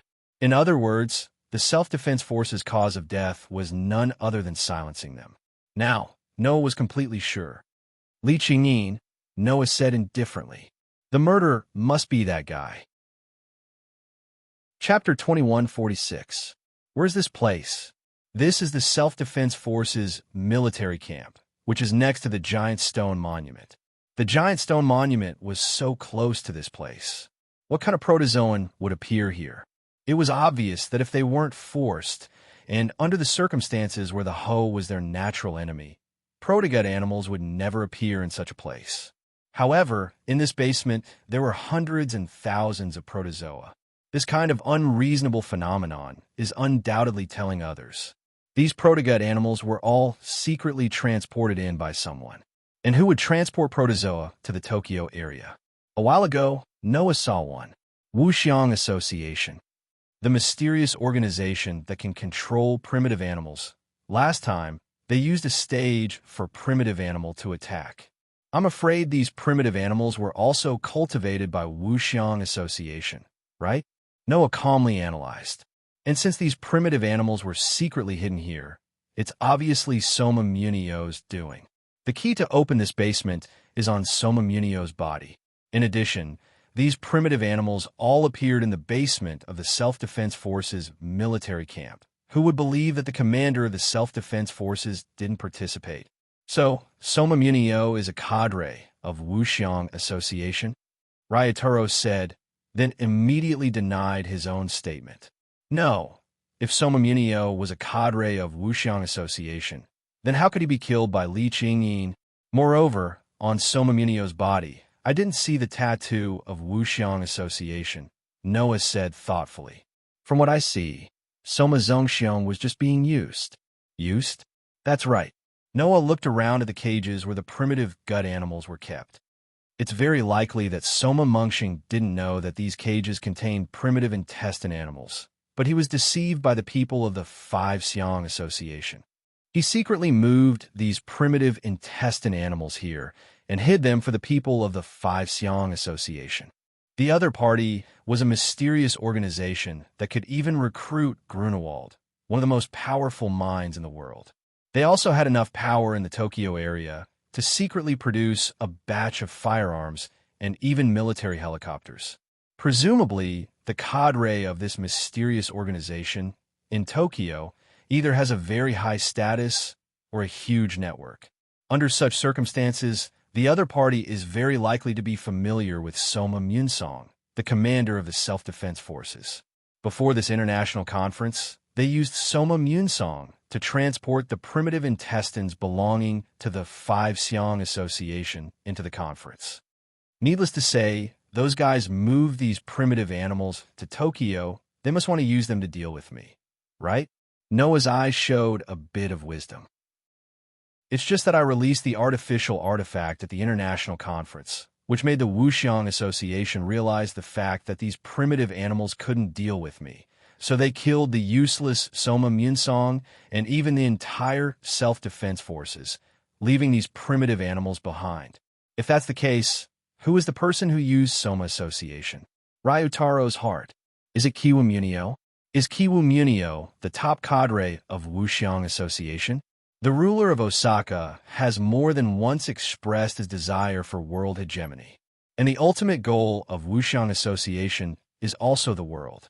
In that case, doesn't Kiwu Munio have enough reasons to become the top cadre of Wuxiang Association? You asked Mugen-san to keep an eye on Kiwu Munio because you suspect that he is the top cadre of Wuxiang Association, right? Ryutaro said with some annoyance. Damn it, if we knew his plan, then we might have been able to stop all of this. Hearing this, Noah just wanted to say something, but his eyes suddenly narrowed. He looked up and looked around. What's wrong? Ryutaro noticed Noah's strangeness, and as soon as he asked this question, he also noticed that something was wrong. Unknowingly, the atmosphere in the air had become somewhat sinister. Phew, phew, phew. The sound of breathing gradually became rapid and rough. Noah and Ryutaro looked around, back to back, but their faces showed a thought-provoking expression, and the other showed an extremely bitter expression. Although their expressions were completely different, their words overlapped with each other. It seems that some troublesome things are about to happen. Along with this sentence, in the surrounding cages, pairs of scarlet eyes opened one after another. The protogut animals that were still sleeping a second ago suddenly woke up without anyone noticing. Kacha! In the next moment, a crisp sound came from the door of one of the cages. Kacha, kacha, kacha! As if causing a chain reaction, the crisp sound of opening and closing echoed one after another, causing the doors of the cages to slowly open. Hew! Hew! Hew! In each of the cages, the primitive animals' breathing became louder and louder as the doors opened. All of the primitive animals opened their eyes and stared at Noah and Ryutaro with a murderous glint in their eyes. The surrounding air instantly froze. Ryutaro looked at this scene with his own eyes, slowly clenched his fist, and spoke in a deep voice as if his mouth was dry. How many can you deal with? What about you? Noah did not answer, but instead asked a question of his own. How many do you think you can deal with? If it's stage 4, it shouldn't be a problem to deal with 10 of them at once.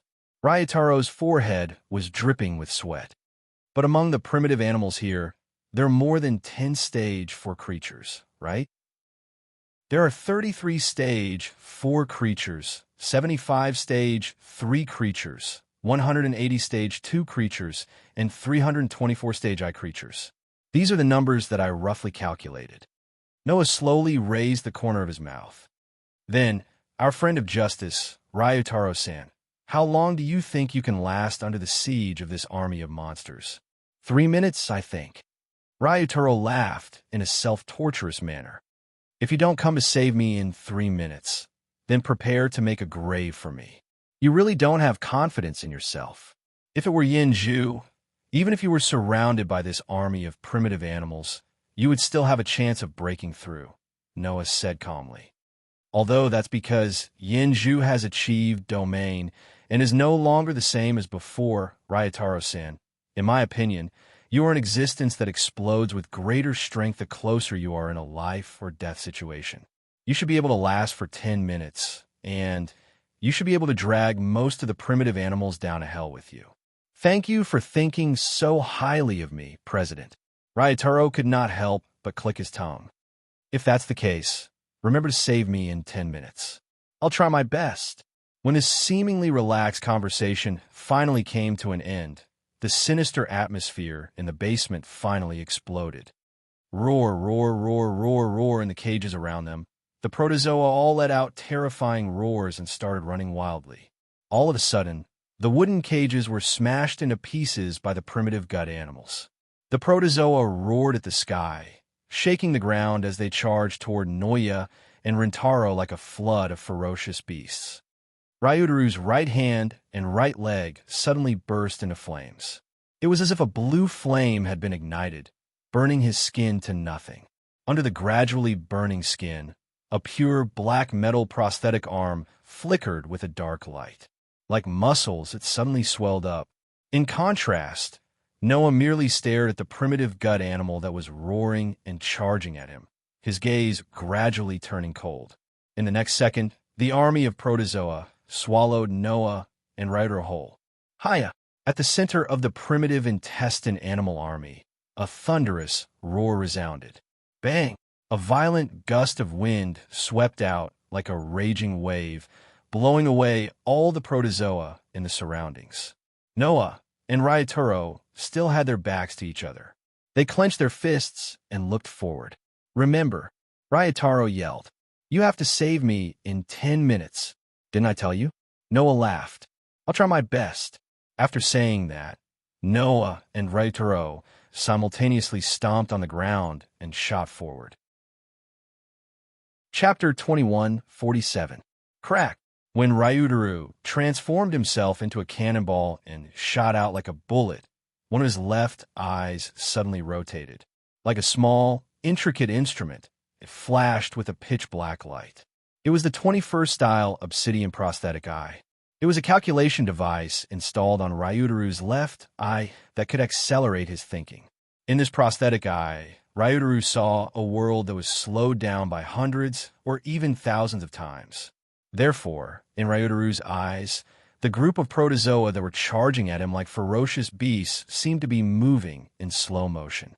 They stomped on the ground while roaring and charging at him. Seeing this, Ryudaru exerted force in his prosthetic limbs. Ryudaru's prosthetic limbs weren't just made of ultra alloy. They were metallic prosthetic limbs with powerful attack power. Inside the prosthetic limbs, there were cartridges. There were 10 cartridges in his arms. There were 15 in his thighs. These cartridges were all special items. When fired, they would produce a tremendous driving force, which would increase Ryudaru's attack power and speed supernaturally. Facing the large group of protozoa that were charging at him, Ryudaru fired the cartridges on his legs without hesitation. Bam! Accompanied by a loud gunshot sound, an empty cartridge was ejected from Ryudaru's right prosthetic limb and thrown into the air. Dawn! Ryudaru's speed instantly soared. The propulsion device on his legs immediately activated, turning the driving force of the cartridges into a jet of light that shot Ryudaru out like a meteor. Then, Ryudaru fired the cartridges on his right arm. Tendo-style combat technique, Form 1, 3rd level. Ryudaru, who was shooting out like a meteor, suddenly turned around and clenched his fist. Dear Ambush Demon. His right fist, which had been enhanced by the driving force, carried a terrifying force and stirred up a strong wind. Like a meteor, it landed heavily on one of the protozoa that was charging at him. Bam! The stage 4 protozoa completely withstood Ryudaru's attack. Under the direct attack of Ryudaru's metal right fist, the protozoa's body suddenly exploded with a terrifying explosive force. Large amounts of blood and flesh flew everywhere. Roar, roar, roar. Several protozoa immediately stepped over the corpses of their own kind, and with intimidating roars, they pounced toward Rintaro with even more ferocity. Without any hesitation, Ryudaru fired the ammo cartridge on his leg again. His figure turned into a laser beam and instantly disappeared from the spot. Boom! The ferocious protozoa immediately slammed into Rintaro's original position one after another. With a loud bang, the ground shook abruptly, stirring up a large amount of strong winds and dense dust. Roar, roar, roar. The other protogut animals, on the other hand, ignored him completely and continued to charge toward Rintaro. Their ferocious mouths were wide open, and as they roared, sticky saliva dripped from them. It was a terrifying sight to behold. Unfortunately, I'm not a qualified piece of food. Ryudaru assumed a fighting stance. The artificial eye in his left, I was frantically calculating, accelerating his thinking by 1,000 times, allowing him to completely grasp the movements of the charging protozoa army. After all, the ammo cartridge in the artificial arm was limited. If he used it all up, Rintaro would completely lose his superhuman attack power and explosive force, and could only rely on the hardness of the artificial arm to fight. If that was the case, Rintaro's strength would undoubtedly drop greatly. If he were to use the IP ranking to evaluate, it would be much clearer. Under normal circumstances, with Rintaro's strength, he would at most be in the top 300 of the IP ranking. With the artificial eye activated, Rintaro would be able to rank in the top 100 of the IP ranking. If he used both the artificial eye and the artificial arm at the same time, the mechanical soldier's abilities would be fully activated, and with Rintaro's Heavenly Child combat technique, Rintaro's strength would be a powerful booster in the top 10 of the IP ranking. That was why Rintaro claimed that he could only last 3 minutes, because of the ammo cartridge in his artificial arm. Once he used it all up, his strength would instantly drop from the top 10 of the IP ranking, and he would only be in the top 100 of the IP ranking. Under the siege of so many protozoa, that level of strength would not be able to last even a minute. Therefore, the only thing Rintaro could do was to stall for time as much as possible. Unless he had no other choice, he would definitely not use the limited ammo cartridge.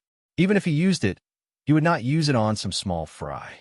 Because of this, Rintaro immediately fired the ammo cartridges in his right arm and right leg, instantly eliminating the most threatening stage for protozoa. Roar, roar, roar, roar. The protozoa did not know Rintaro's weakness at all. They just roared without reason and charged toward Rintaro like wild beasts. The next moment, Rintaro immediately fell into a passive state. In a situation where he tried his best not to use his ammunition, Rintaro could only dodge the frenzied pouncing of the protogut beasts. He either rolled on the ground or dodged to the side, barely avoiding the predations of the protogut beasts.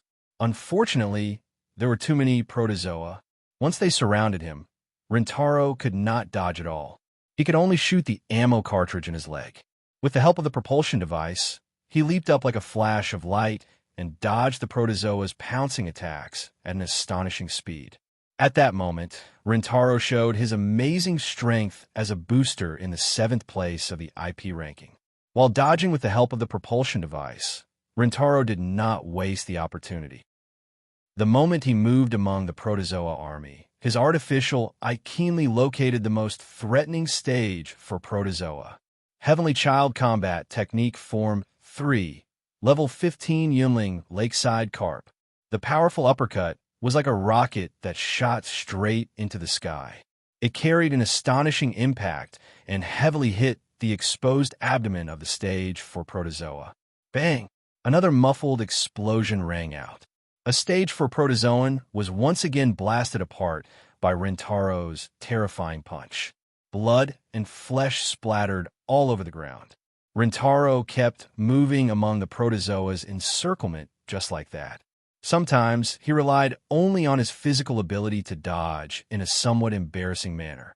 Sometimes he used the ammo cartridge in his leg to flash back and forth like a thunderbolt with the help of the propulsion device. Sometimes he targeted the stage for protozoa and used the explosive force from the ammo cartridge as a weapon to deliver a powerful punch and blow the stage for protozoa to pieces. Sometimes he would take advantage of the fact that the thrusters in his legs had yet to disappear. While he was dodging, he would use the Heaven Child-style combat techniques kicks. With 1 or 2 flying kicks, he would destroy the protozoa that he passed by. In the blink of an eye, Rintaro had ferociously taken care of several stage for protozoa. He had also casually taken care of dozens of stage 1 and 2 protozoa. However, under such circumstances, the protozoa were still fearless of death. They stepped on the blood and flesh of their companions and charged toward Rintaro with frenzied roars. Rintaro could not help but click his tongue. 5 minutes had passed. Just as Noah had said, Rintaro's performance was far better than he had expected when he entered combat mode. However, Rintaro had exchanged a lot of ammo cartridges for that. 3 rounds left in my right arm. 2 rounds left in my right leg. Rintaro calculated the remaining ammo cartridges in his prosthetic arm. While retreating, he pulled out an automatic pistol from his waist and pointed it forward. Bang! Bang! Bang! Bang! Bang! Bang! Bang! Bang! Bang! Bang! However, the stage eye protozoa that were hit in the head by the pine metal bullets only paused for a moment. Then, their eyes flashed with even more ferocious light, and they charged towards Rintaro without slowing down at all. What? Rintaro was shocked. The bang. It's useless? Due to his shock, Rintaro missed the opportunity to use the ammo cartridge in his prosthetic arm. Roar! Roar! Roar! Roar! One of the protozoa charged toward Rintaro and slammed into him. Bang! A violent impact exploded on Rintaro's body. Chapter 2148. Go. When the protogut animal crashed into Rintaro's body, the impact was so strong that Rintaro felt as if his internal organs had been disrupted, and he spat out the air in his lungs. Roar! The protogut animal did not hesitate at all. It raised its sharp front claws and slashed at Ryutaru with a cold wind. It was like a shining blade. Clang!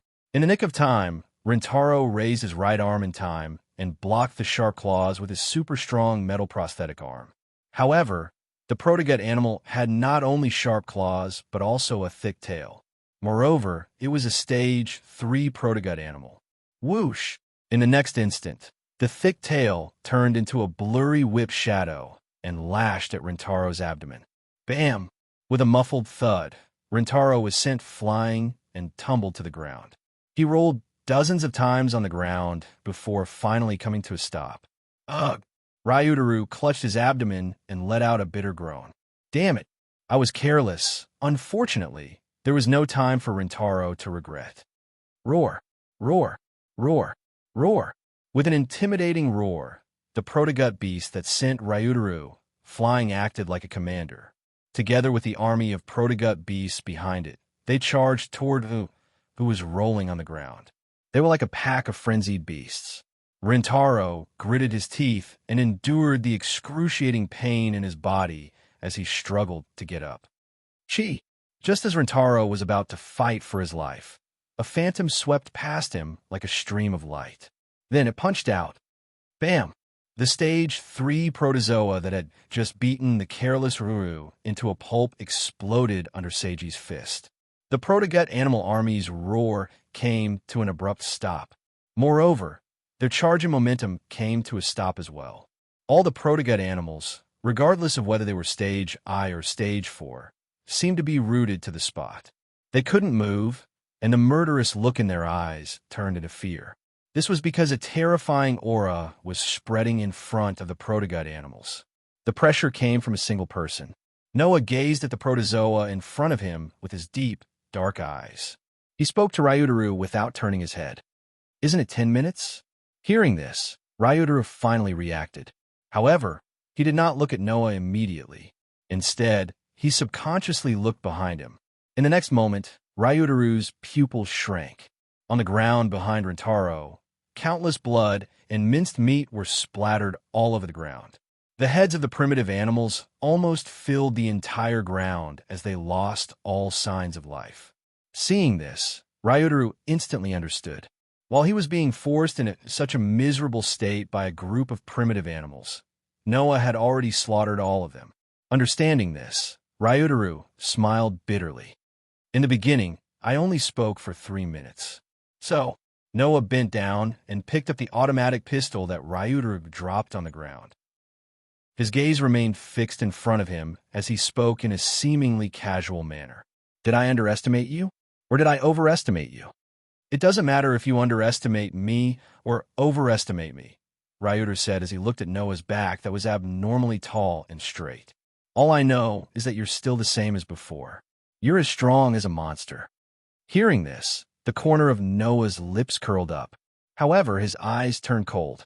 The terrifying pressure that permeated the air was instantly ignited. Roar! The fear in the hearts of those primitive animals was ignited at the same time. At the same time, the madness in the hearts of the primitive animals also exploded. As if they had gone mad, the protogut animals once again charged forward, causing the ground to tremble and the ferocious beast's roars to resound throughout the entire space. In response, Noah looked at the primitive animals that were charging at him in a frenzy and raised the automatic pistol in his hand. No, Ryutaru quickly said. It doesn't work on them. I know, Noah simply replied. When these monsters woke up and smashed the bi-cage without any fear, I already knew about it. As he said that, Noah did not lower the automatic pistol in his hand. However, in Noah's body, the vast and boundless energy turned into magic power and circulated wildly. Naturally, this magic power had the characteristic of infusing imagination and materializing. The imagination that Noah infused into the magic power was his specialty crushing. The massive crushing magic power flowed like a torrent under Noah's control and infused into the small automatic pistol. In the next moment, Noah aimed at the primitive animals that were charging at him and pulled the trigger of the automatic pistol in his hand. Bang! Bang! Bang! Bang! Bang! The sound of gunshots was accompanied by muzzle flashes. Once again, the refined bullets pierced through the air at a speed that could not be captured by the naked eye, madly shooting at the primitive animals. Ryutaru, who was activating his artificial eye, saw it clearly. A layer of gorgeous white light shrouded each and every one of the pellet bullets. The refined bullets were unleashed forward and rained down on the primitive animals that were charging at him. Bang! When the first bullet penetrated the forehead of a protozoan, the protozoan was shrouded in a dazzling white light. Then, it was cut into cubes by white lines and turned into chunks of meat under the sound of an explosion. Bang! Bang! Bang! Bang! The bullets fired forward hit the protozoa one after another, shrouding them in a dazzling white light. The protozoa were sliced apart evenly, and following a series of explosions, they turned into chunks of meat that scattered in the surroundings. Under such circumstances, Noah just kept pulling the trigger of the automatic pistol in his hand, shooting the primitive animals one after another, and creating a splatter of blood. Regardless of what stage the protozoa was at, under the shooting of Noah's extremely ordinary pellet bullets, it was as if they were buried with bombs. They exploded one after another, dying without a complete corpse. That's, Ryutaru instantly recalled. It was a bullet that could cut the opponent into pieces and then completely explode like a pulverized bullet. Wasn't it the bullet that Noah used to kill Scorpio 3 years ago? Ryutaru was more familiar with this bullet than anyone else. After all, 3 years ago, before Noah left, he gave Ryutaru a magazine full of this bullet as his trump card. Over the past 3 years, Ryutaru had traveled around the world and clashed head-on with all kinds of powerhouses. The reason he could survive unscathed was because of his rapid improvement in strength and also because of the pulverized bullet that Noah gave him. Using it, Ryutaru even killed a Stage V Zodiac and defeated a mechanical soldier that was ranked in the top 10 of the IP ranking. In the end, he finally made it to the top 10 of the IP ranking and successfully transferred a large number of cursed children from all over the world to Fairyland, making an indelible contribution to the development of Fairyland. With that, how could Ryutaru not be familiar with this bullet? But the bullet I loaded in the pistol isn't the pulverized bullet. Moreover, I've used up all of those bullets, so I can't reload it even if I want to.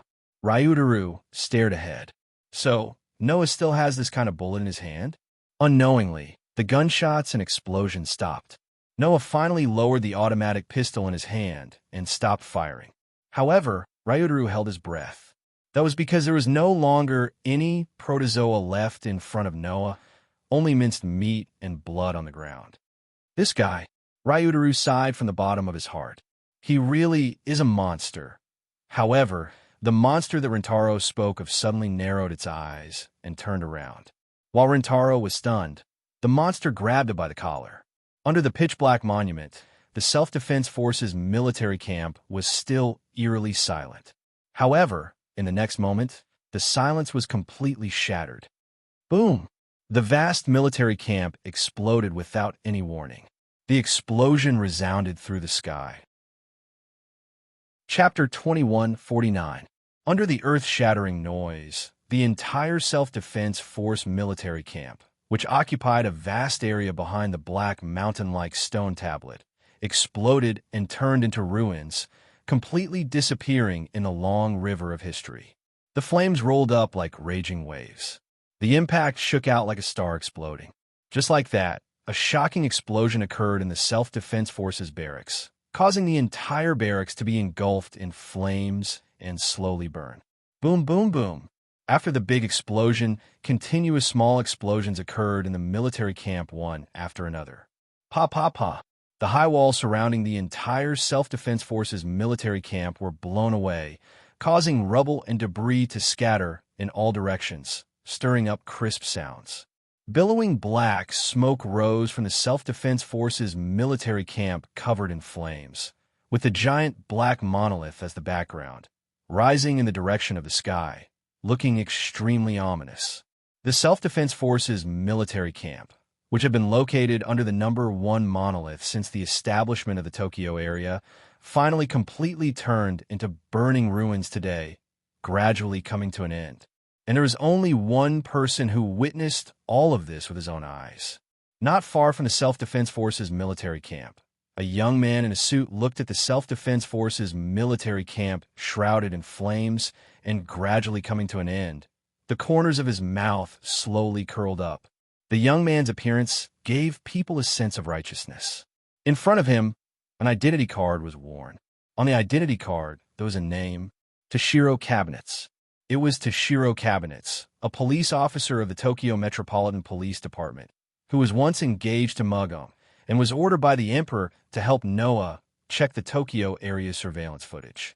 However, this young man, who had been acting like a rising star in the limelight and made people have a good impression of him, at this time, had a look of satisfaction on his face. "What master of fairyland?" Toshiro Cabinet sneered. "In the end, didn't you still die in my hands?" As he said this, Toshiro Cabinet's expression became more and more satisfied, as if his thoughts were clear, and he felt extremely refreshed.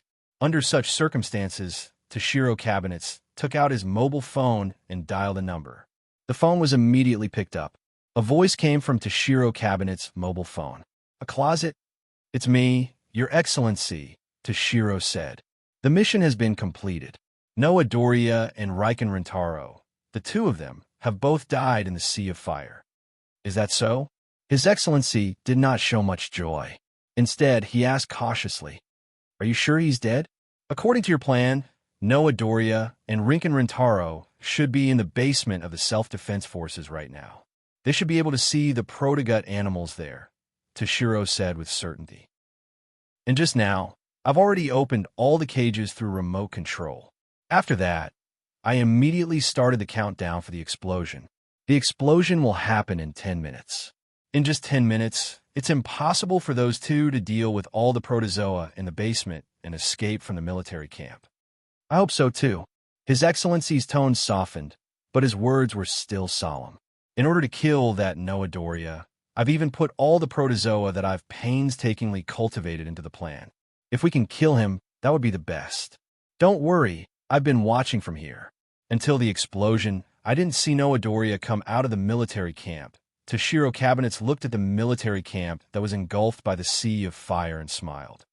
Even the entire military camp was engulfed in the explosion. "Noah Doria is definitely not dead, Your Excellency. This is the price of going against the Wuxiang Association." His Excellency's voice became extremely cold. "The world hegemony will only belong to us, the Wuxiang Association. No one else can take it away from us." "You're right," Toshiro Cabinets agreed. "Then, Your Excellency, what should I do next?" "Although Noah Doria is dead, there's still another leader in Fairyland," His Excellency said without any hesitation. "Tenzin Mugung, the blade demon left behind by the Tenzin family, is still alive. She was the one who brought Fairyland up.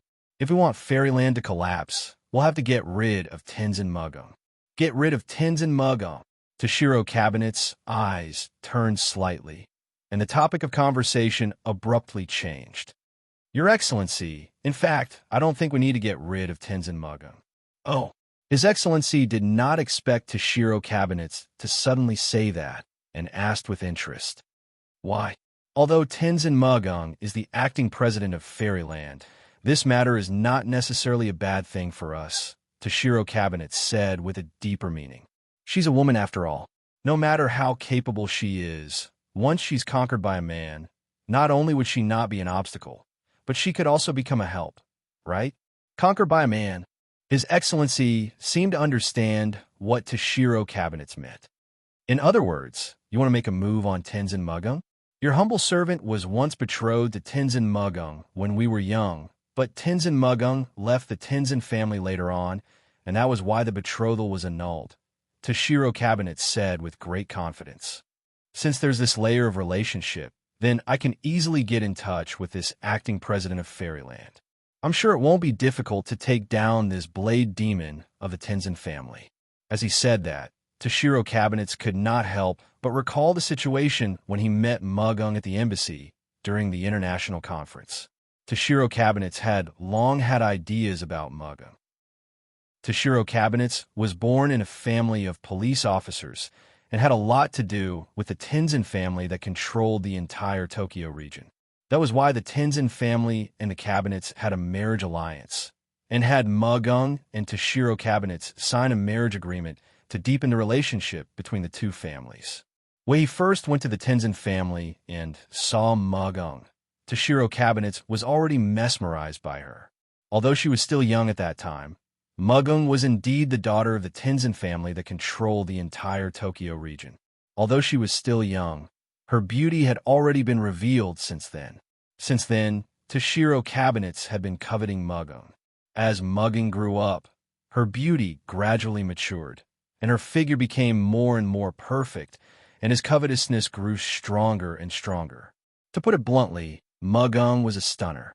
Although she did not have the holiness and holiness that came from the bones like, say, Tianzi, in terms of beauty, Mugung was definitely not inferior to, say, Tianzi, and in terms of figure, she would definitely crush him. Which man would not be moved by such a woman?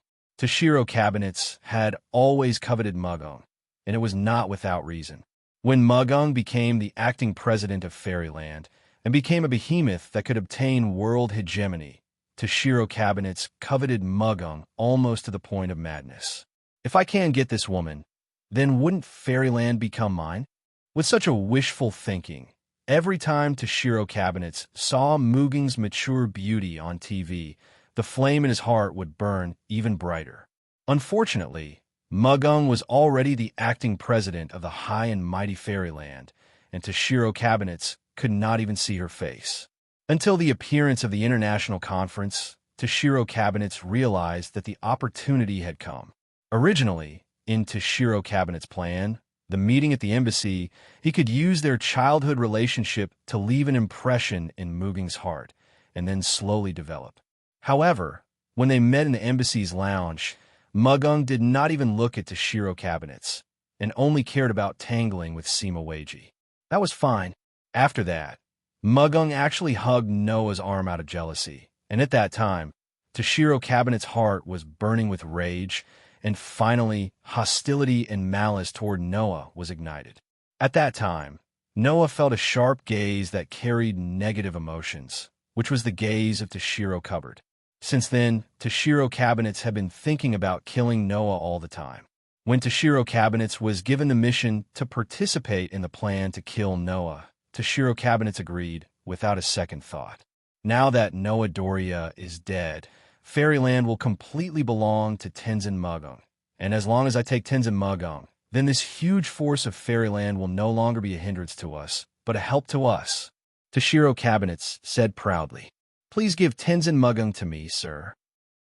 As soon as his voice fell, "Unfortunately, you won't have a chance." Chapter 2150. Unfortunately, you won't have the chance. When this voice came from behind Toshiro, Toshiro's eyes widened to their maximum. By the time Toshiro snapped out of his daze and turned around, a black shadow had already appeared in front of him. Heavenly Child Battle Technique, Form 1, 8th level. Ryutaru stared at Toshiro with an expression of unprecedented anger. He took up his stance and clenched his left hand into a fist. Flame Fan. A straight punch was unleashed from Rintaro's hand. Bang! With a muffled thud, Rintaro's fist landed heavily on Toshiro's stomach. His fist even dug deep into Toshiro's flesh. Goo! Toshiro immediately issued a painful muffled cry, his whole body paralyzed, clutching his abdomen, his face twisted. You should be glad that I didn't use prosthetics. Rintaro looked down at Toshiro with cold eyes. Otherwise, it won't be as simple as just a little pain. You? Toshiro clenched his teeth and looked at Ryutaru with eyes full of shock and disbelief. However, Toshiro didn't have much time to be shocked. Beside him, the phone that had fallen to the ground made a sound. What's wrong? What happened? Hearing this voice, Toshiro's expression stiffened. However, this time, before Toshiro could react, a hand reached out and picked up the phone on the ground. Hello, Noah said faintly. How should I address you?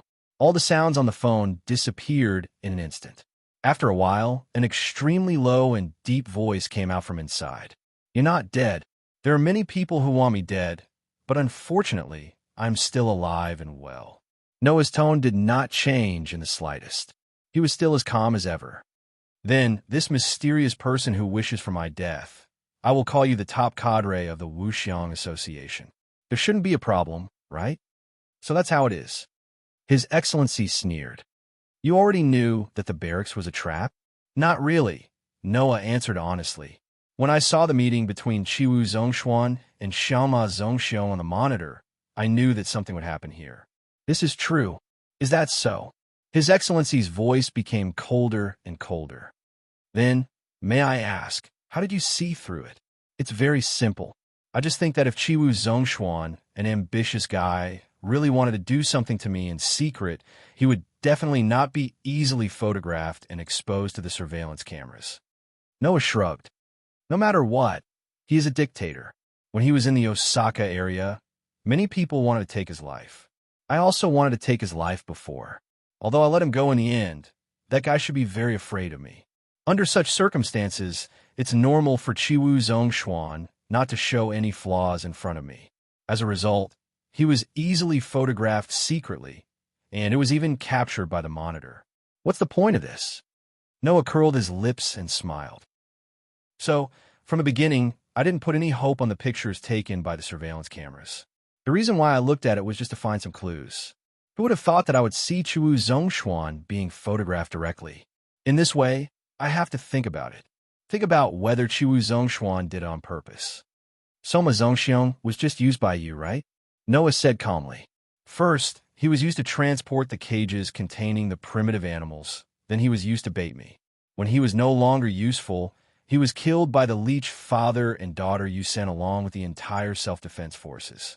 First, it was to silence them, and second, it was to lead me to the basement. Otherwise, you wouldn't have put the key on Soma Zhongshuan. I'm afraid that you know that the primitive animals you cultivated are useless in front of the artificial artifacts of Fairyland, so you simply used them to set up a trap and lead me in, Noah said with a faint smile. Moreover, since Chiwu Zhongshuan is involved, it proves that he is either cooperating with you, or he's also a member of the Wuxiang Association. Considering his ambition and vigilance, he should not cooperate with a mysterious organization that also has the goal of world hegemony. It can only be the latter. As for you, after I confirmed that this is a trap, I roughly know who you are. Noah's tone became cold. After all, there's only one reason why I came out of the holy residence. The atmosphere in the air immediately became oppressive. At this moment, Noah could clearly hear 3 breathing sounds gradually becoming more rapid. One was Ryutaru's breathing. He saw that Ryutaru was clenching his teeth tightly. His expression was extremely ugly, and there was a strong sense of sorrow in his eyes. The other was Toshiro's breathing. When this sanctimonious police officer heard that Noah had long known that the Self-Defense Forces barracks was a trap, his face became extremely pale. The other was from a mobile phone that was pressed against Noah's ear. It was the sound of His Excellency's breathing. Noah did not know what His Excellency's expression was like. However, Noah could roughly imagine what it would be like. The top operatives of a mysterious organization that has the ultimate goal of world hegemony. That police officer on the ground over there seems to have called you His Excellency, right? Noah sighed regretfully.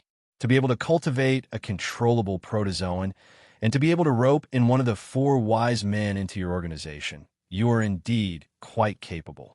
I guess the most you usually do is to eliminate all the people who oppose you, right? However, this time, you were a little too hasty. Noah laughed at the phone. Even if you want to set me up, you should at least be a little more precise. How can you expose yourself so easily? Or is it to say that this is all you can do? Is this your limit? Noah's smile disappeared as he spoke indifferently. If that is the case, I advise you to obediently continue to lie low. There is no place for you in this world. After saying that, Noah ignored the increasingly rapid breathing sound from the phone and threw out this sentence. Since I've already caught your tail, don't even think about escaping. Be mentally prepared. After leaving this sentence, Noah hung up the phone. When you get back, track the signal just now. Noah tossed the phone to Ryutaru.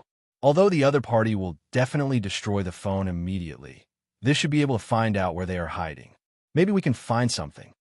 Ryutaru took the phone and nodded without saying anything. He seemed to be in low spirits. Noah did not say anything to Ryutaru either. He walked up to Takuro, bent down, and looked at the terrified Takuro as his dark eyes slowly narrowed. Then, how should I deal with you? You? What are you trying to do? Takuro said with a frightened face. I'm warning you. I am the police officer of the Tokyo Metropolitan Police Department. I represent the power of the Tokyo Metropolitan Police Department. If you do anything to me, Fairyland and the Tokyo Metropolitan Police Department will completely break apart and become the source of conflict between the 2 countries. break apart between Fairyland and the Tokyo Metropolitan Police Department, become the source of conflict between the two countries? As if amused, Noah could not help but laugh out loud. I say, Mr. Takuro, aren't you thinking too highly of yourself?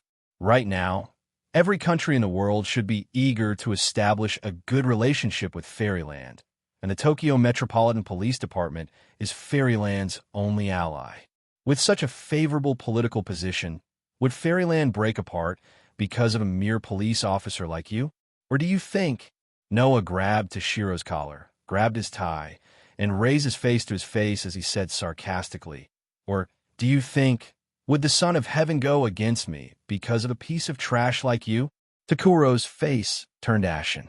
It was not only because of the despair and fear in his heart, but also because Takuro could not breathe with Noah grabbing his collar like that. Don't worry, I won't kill you. Noah sneered. Didn't you want to build a good relationship with Mugung? I'll let her deal with you then. Takuro's vision turned black and he fainted. Chapter 2151 Tokyo District 1, Saint Residence. Bang! Cupboard Toshiro, who was handcuffed tightly, was escorted into the hall by two guards. With a hard push, he fell to the ground. Cupboard Toshiro immediately cried out in pain. He was furious. Just as he was about to yell at the guards, he raised his head and saw a few familiar faces. His eyes immediately changed. Cupboard guard. The Elysian stood in front of Cupboard Toshiro, staring at him, her red lips slightly opened. You disappoint me. That one sentence made the change in Cupboard Toshiro's eyes even more obvious. His gaze involuntarily turned to another person. Over there, Muging's face was cold and even faintly angry. I didn't expect you to be a member of Wuxiang Association. Listening to Muging's faintly angry voice, the beautiful face that he coveted had an unprecedented indifference. Cupboard Toshiro's heart felt like it was being twisted by a knife, causing his face to slightly distort. To be treated with such indifference and anger by the woman he had been delusional about conquering, for Cupboard Toshiro, was something worse than death. Not to mention, before this, Cupboard Toshiro had been planning on how to leave a good impression on Mugung, and even recruit Mugung into his pocket. Therefore, Cupboard Toshiro really had the urge to destroy everything here. However, Cupboard Toshiro did not think that now that she knew the truth, how could Mugung not be hostile to him? It should be noted that ever since Fairyland's existence was exposed a year ago, the Wuxiang Association had been targeting Fairyland all along. As the acting president of Fairyland, Mugung had painstakingly developed Fairyland to its present scale over the past 3 years, only to be targeted by the Wuxiang Association time and time again, resulting in many losses. How could Mugung not be angry at the Wuxiang Association? When she thought of the losses she suffered in the past year because of Wuxiang Association, and even some members who were injured and killed because of it, the anger in Muging's heart could not be suppressed. Therefore, Mugung took a deep breath, suppressed the anger in her heart, and spoke very coldly to the Elysian. Lord Elysian, can you please hand Cupboard Toshiro over to Fairyland? Hearing this, the Elysian Emperor hesitated. But before Seiji could make a decision, Toshiro exploded. No! Toshiro hysterically screamed from the cupboard. Absolutely impossible. Hand it over to Fairyland? In other words, Tian Tong Mu wanted to personally deal with him, being punished by the woman he had always coveted? Just the thought of it sent Toshiro into a frenzy. Lord Seiji, Toshiro shouted at Seiji. Please don't be fooled by these people. I was wrongly accused. Wronged? Shungzi looked at Toshiro. You were wrongly accused? That's right, Toshiro shouted. I'm not a member of the Wuxiang Association. Furthermore, he did not know what kind of existence the Wuxiang Association was. I'm just following his lordship's orders to help the people of Fairyland. Who would have thought that these people would not only kill all of the self-defense forces? And you're trying to frame me. Lord Holy Son of Heaven, you mustn't listen to these people. What a joke. Ryuru laughed in anger. What reason do we have to kill the people of the self-defense forces? What reason do we have to frame you? You must have been coveting the right to rule the Tokyo region for a long time. Fairyland wants the world's hegemony. That's something everyone in the world knows. Toshiro shouted in a threatening manner. That's why you took out the self-defense forces first, and even blew up the self-defense forces barracks. You must have planned to destroy the giant stone monument as well, and let the protozoa bathe the Tokyo region in blood. You, Mijinto, and Ryutaru both looked furious. You bastard! Hina, Xiaoshi, and Yinju were also angry. Only Seiji looked at Toshiro, who was struggling on the brink of death without any joy or sorrow, and said nothing. Instead, he looked at Noah, who had been silent all this while. Noah pursed his lips and said nothing as well. He just went up and grabbed Toshiro's sleeve amidst Toshiro's screams. Rip! Noah tore Toshiro's sleeve completely, exposing Toshiro's arm to the air. Under such circumstances, everyone at the scene saw it for the first time. There was a tattoo on Toshiro's arm. It was a pentagram tattoo decorated with 3 feathers. So you're a high-ranking member of the Wuxiang Association? Noah threw away the sleeve in his hand and glanced at Toshiro. But you're right. After all, he's a police officer of the Tokyo Metropolitan Police Department. If he really wanted to, he could even mobilize the police force of the entire Tokyo region for the Wuxiang Association's use. It's only natural for him to have this level of rank. A pentagram tattoo decorated with feathers. There is no better evidence than this to prove that Toshiro was a member of the Wuxiang Association. Then, Police Officer Toshiro, Seiji said in a calm tone. What else do you want to say? Toshiro's expression changed abruptly, and finally, his face turned ashen. This was the so-called "the tide has turned." With just one failure, not only did Toshiro's position no longer exist, he didn't even have a chance to turn things around. What would be waiting for Toshiro next? The answer was not hard to guess. This person will be handed over to Fairyland. Noah announced Toshiro's end with a ruthless voice. After all, for Fairyland, this person who belongs to the Wuxiang Association can be considered a bitter enemy. Understood. Seiji nodded. Although the crime of killing the Self-Defense Forces commander and soldiers, and even blowing up the Self-Defense Forces barracks, should be judged by the Tokyo region. But in order to obtain more information about the Wuxiang Association, the criminal Toshiro will be handed over to Fairyland. Thank you very much, Lord Seiji. Mugging slightly lowered his head to Seiji, and then immediately looked at Xiaoshi. Xiaoshi, contact the association. Let the association send a few police officers to escort Toshiro. In order to prevent the Wuxiang Association from rescuing him halfway, let a few of the higher-ranked IP come over. Understood. Xiaoshi took out his phone without any objection. Then, before the people of Fairyland arrive, the criminal Toshiro will be detained by us. Seiji ordered to the guards. Take him away and guard him carefully. Yes. The 2 guards immediately responded and took Toshiro away. Toshiro suddenly laughed. That laughter made most of the people present feel uncomfortable.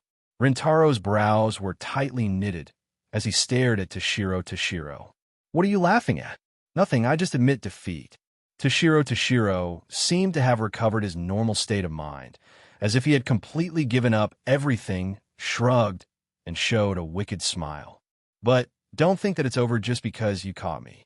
We, the Wuxiang Association, are destined to conquer the world. The world belongs to us. No one can take it away.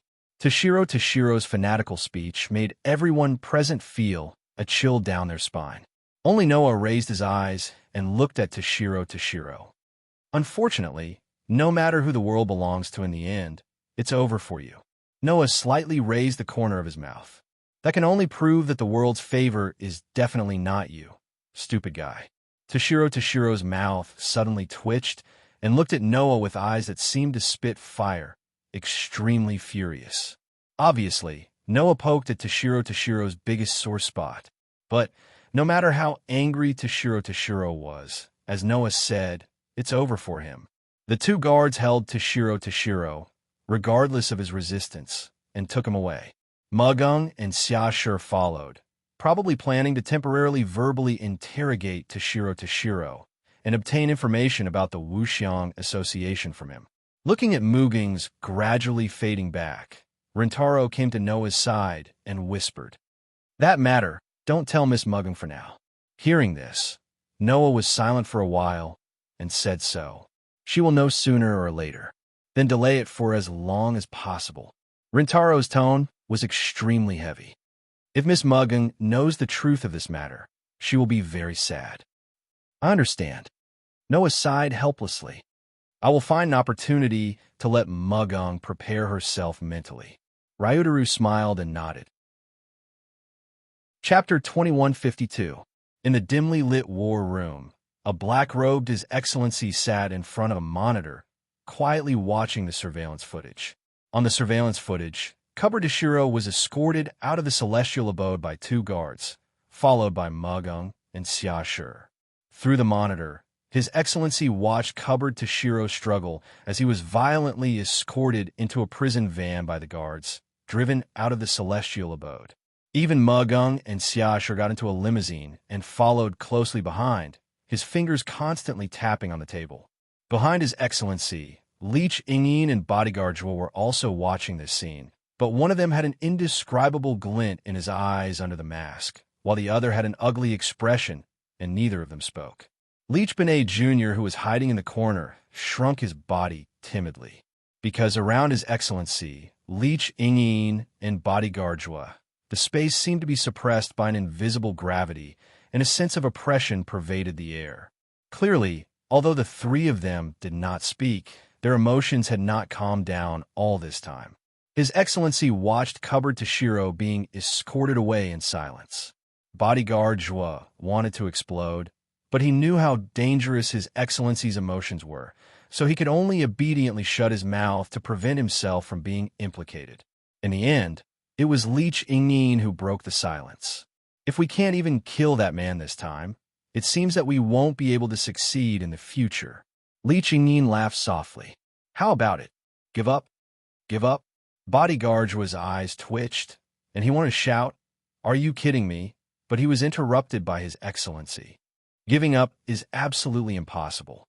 His Excellency stopped tapping his fingers on the table, and although his voice was a little hoarse, he still said without hesitation, "Fairyland is the biggest obstacle to our domination of the world. If we don't overcome it, we will never be able to obtain the world. Giving up on attacking that man is the same as giving up on the world. But even if we don't give up, what else can we do?" Li Qingyin spread his hands. "Our operation has failed, and even our identities have been exposed. He has already guessed who you are, and even our base can't hide from him. The only choice left is to run away, right?" As he spoke, Li Qingyin surveyed his surroundings. The surroundings were so dark that not a single ray of light could be seen. The only source of light was the holographic monitors. The entire war room was in the shape of a fan. In the direction of the entrance was an automatic door made of bulletproof glass. This is the control room that manages the power of the entire Tokyo area, as well as the monitoring system of the entire Tokyo area. Today, Noah and Rintaro came here under the instructions of the Emperor and with the help of Toshiro of the cabinet. They saw the surveillance video of the meeting between Chiwu Zhongshuan and Soma Zhongshion. Who would have thought that the hiding place of Sir, Leech Ingyin, and bodyguard Zhuorun was also this place? However, this wasn't anything strange. In the Tokyo area, there are surveillance cameras everywhere. If you want to find a place to hide, you have to go to the periphery or enter the sewers. Otherwise, you will definitely be exposed. However, Your Excellency and your group did not go there. Instead, they openly stayed in the control room that managed all the surveillance images. The most dangerous place was the safest place. With Toshiro of the cabinet as a spy, it was normal for him to provide this place for Your Excellency and your group to use. After all, Your Excellency and your group would be able to see Noah and his group's every move at any time. Now that Toshiro of the cabinet has been exposed and arrested, that man will definitely suspect this place, right? Li Qingyin said nonchalantly, "What can we do if we continue to stay here?" In other words, you don't plan to do anything? Your Excellency turned his head and looked at Li Qingyin. His voice was somewhat sinister. "Are you going to betray the Wuxiang Association?" "Betray?" Li Qingyin laughed, a laugh that made people tremble. I am not a member of the Wuxiang Association. The reason why I help you was because of Professor Grunewald, and also because I thought that this would cause chaos in Fairyland and cause all the countries in the world to be involved in the disputes of Fairyland. If I think that you don't have the ability to start a war, then I will just leave. What's wrong with that? Hearing this, Zhuoming cursed in his heart. You're a madman. Yes. Li Qingyin was not a member of the Wuxiang Association. All of Li Qingyin's actions were to start a war, to destroy the world, to let his ability as a mechanical soldier have a place to use, to prove the meaning of his existence. Li Qingyin had said before that killing was the meaning of his creation as a mechanical soldier.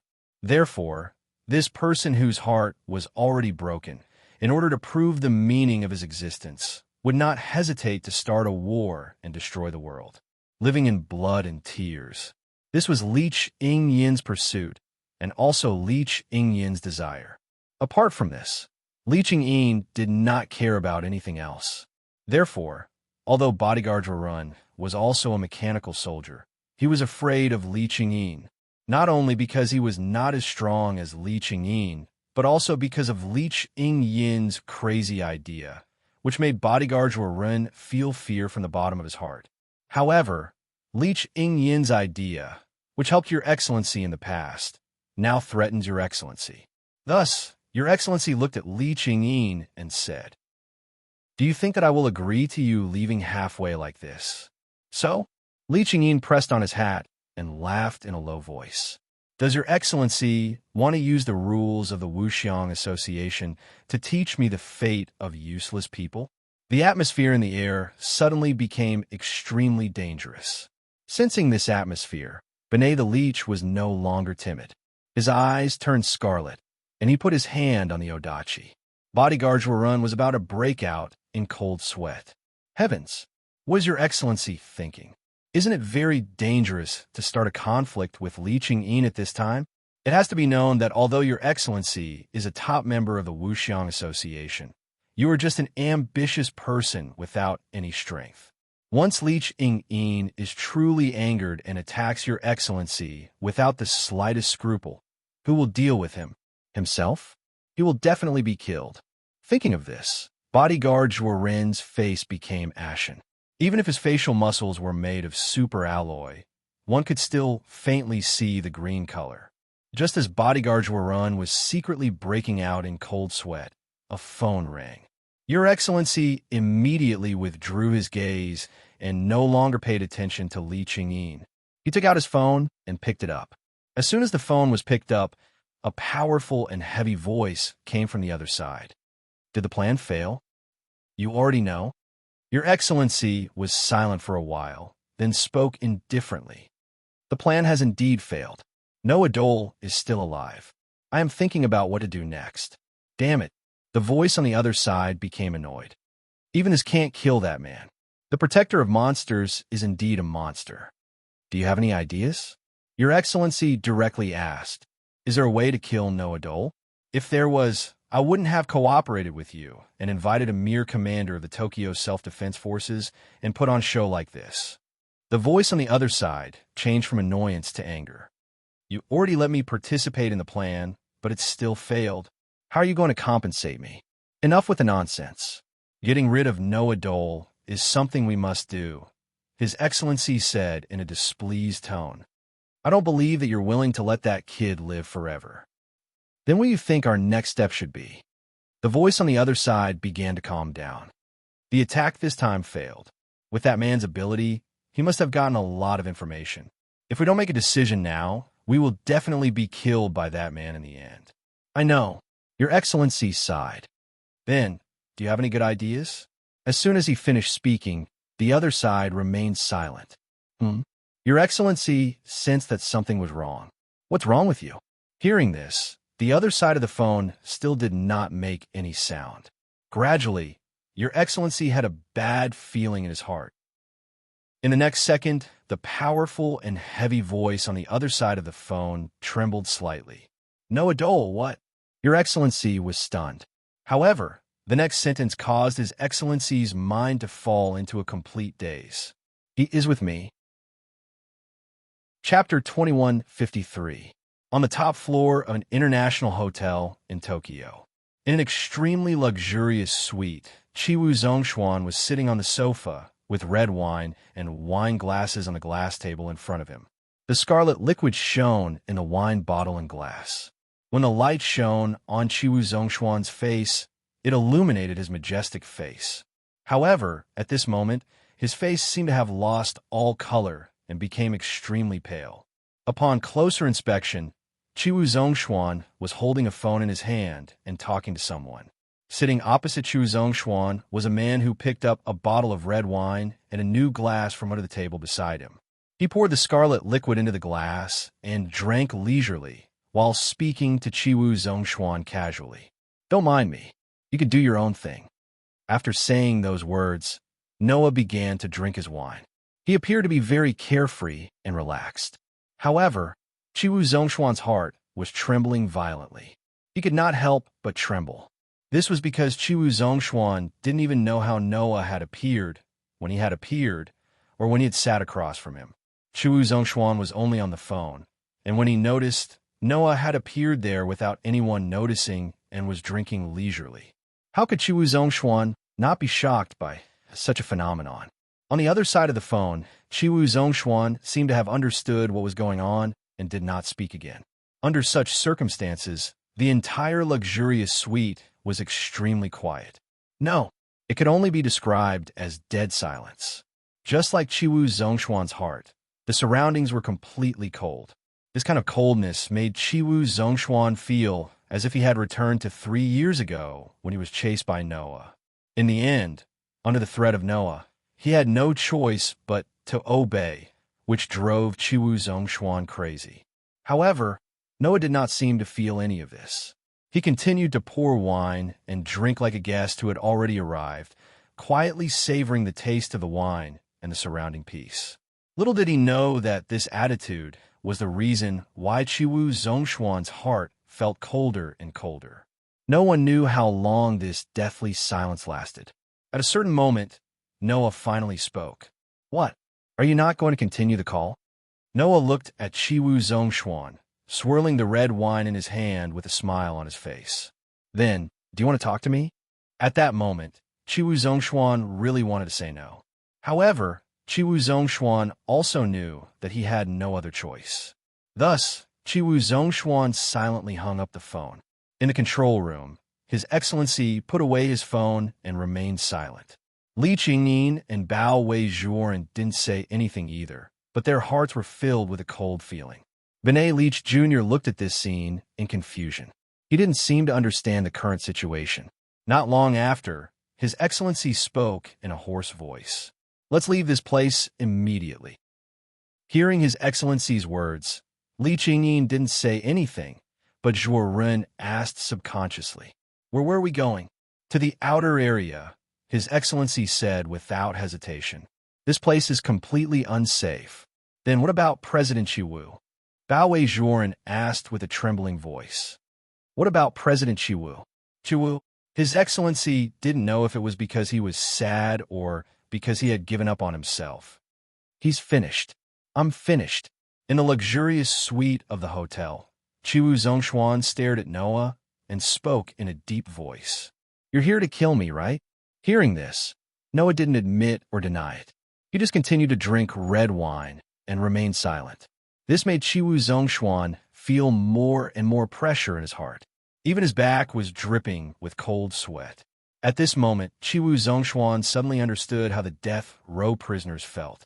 This was because the feeling he had now was exactly the same as that of a criminal on death row who was about to be executed. The feeling of waiting for death was really crazy. In contrast, the desire to live would also increase like never before. Before this desire to live, Chiwu Zhongshuan had wanted to escape countless times, but he forcibly suppressed it. This was because Chiwu Zhongshuan knew that he couldn't escape. 3 years ago, Noah gave Chiwu Zhongshuan an hour to escape and then chase after him. In the end, Chiwu Zhongshuan still couldn't escape from Noah.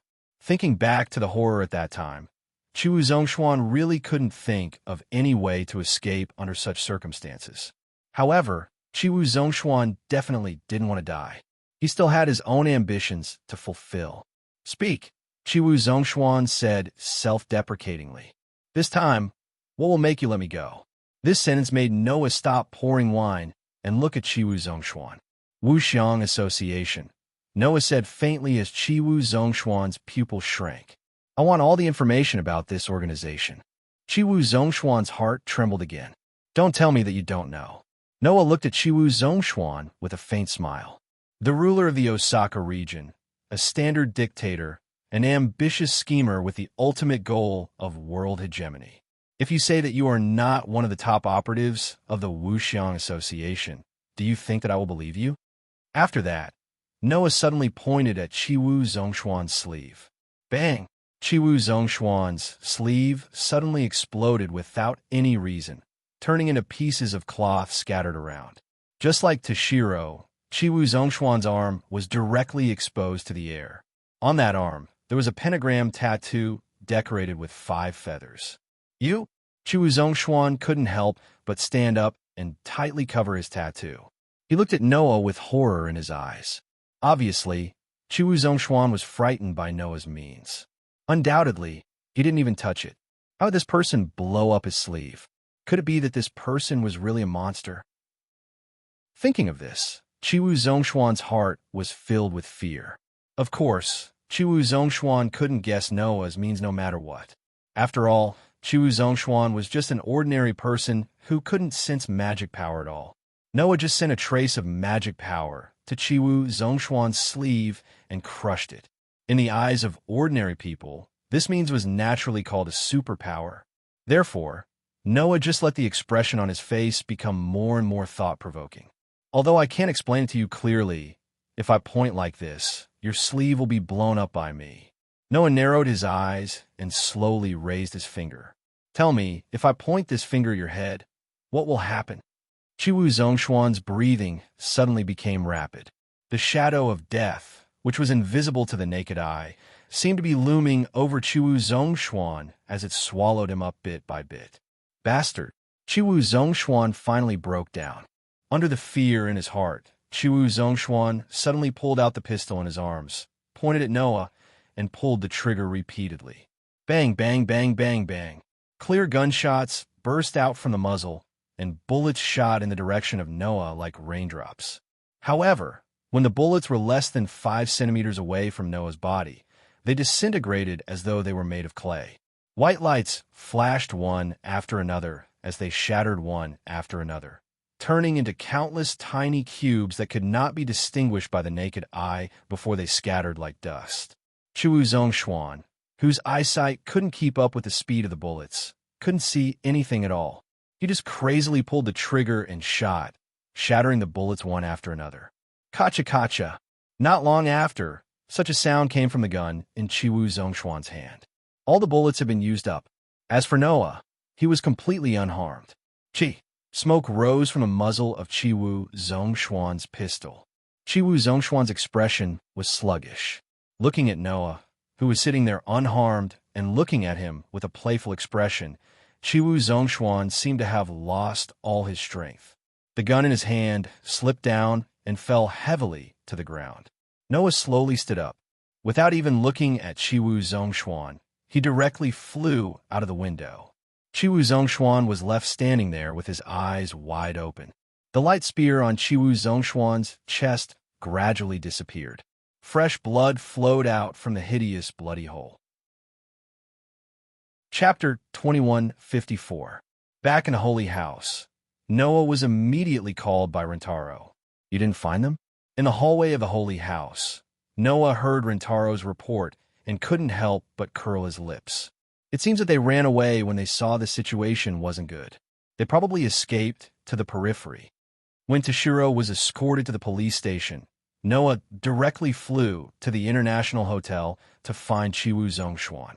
Before leaving, Noah asked Rentaro to track the call between His Excellency and Toshiro from the Self-Defense Forces barracks, and finally track them to the Central Control and Development Agency. After that, Rentaro and Yenju headed there without stopping to rest.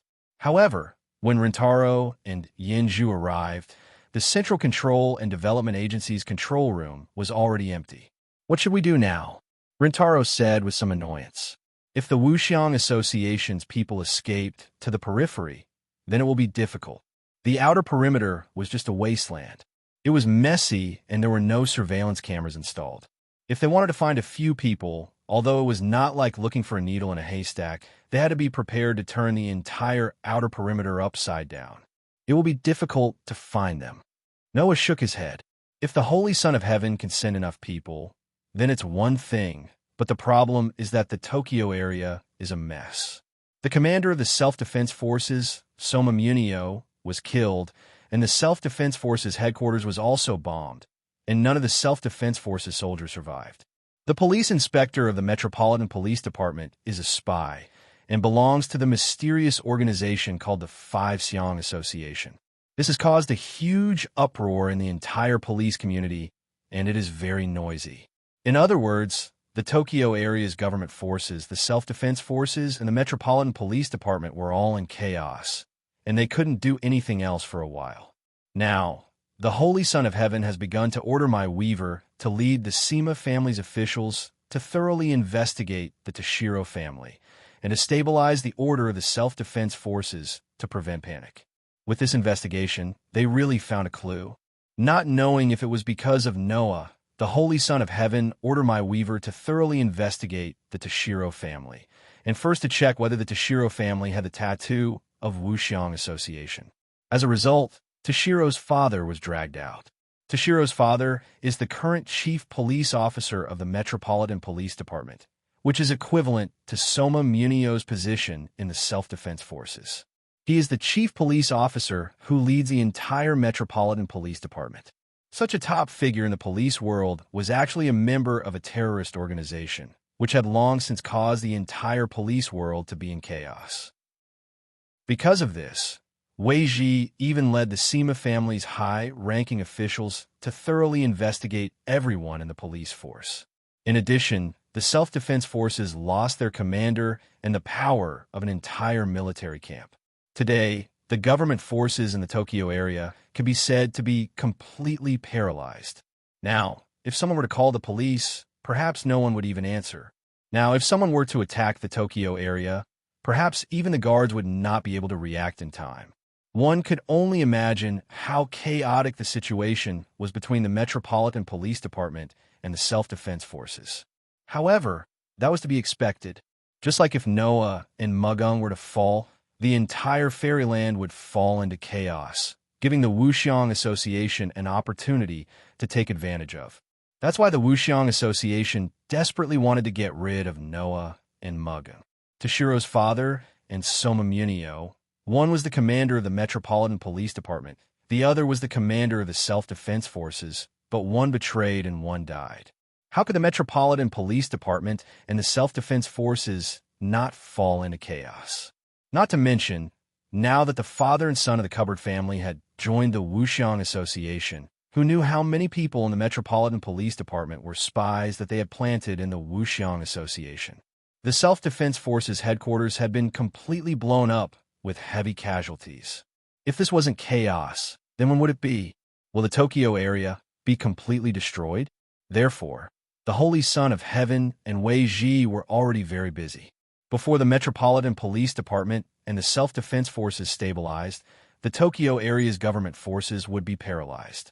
Fortunately, there won't be any country that wants to attack here, or else the Tokyo area would definitely be finished. Rintaro's tone was a little complicated. I didn't think that the Tokyo area would be so messed up by the Wuxiang Association. If Fairyland didn't appear, perhaps this mysterious organization could really get the world's hegemony. So, I can't even see the world anymore. Perhaps this is the reason why I came here. Noah smiled faintly, with a voice that only he could hear. He slightly murmured, "It seems that before leaving this world, my mission, other than completely developing Fairyland into the cursed child's ideal home, is to uproot the Wuxiang Association."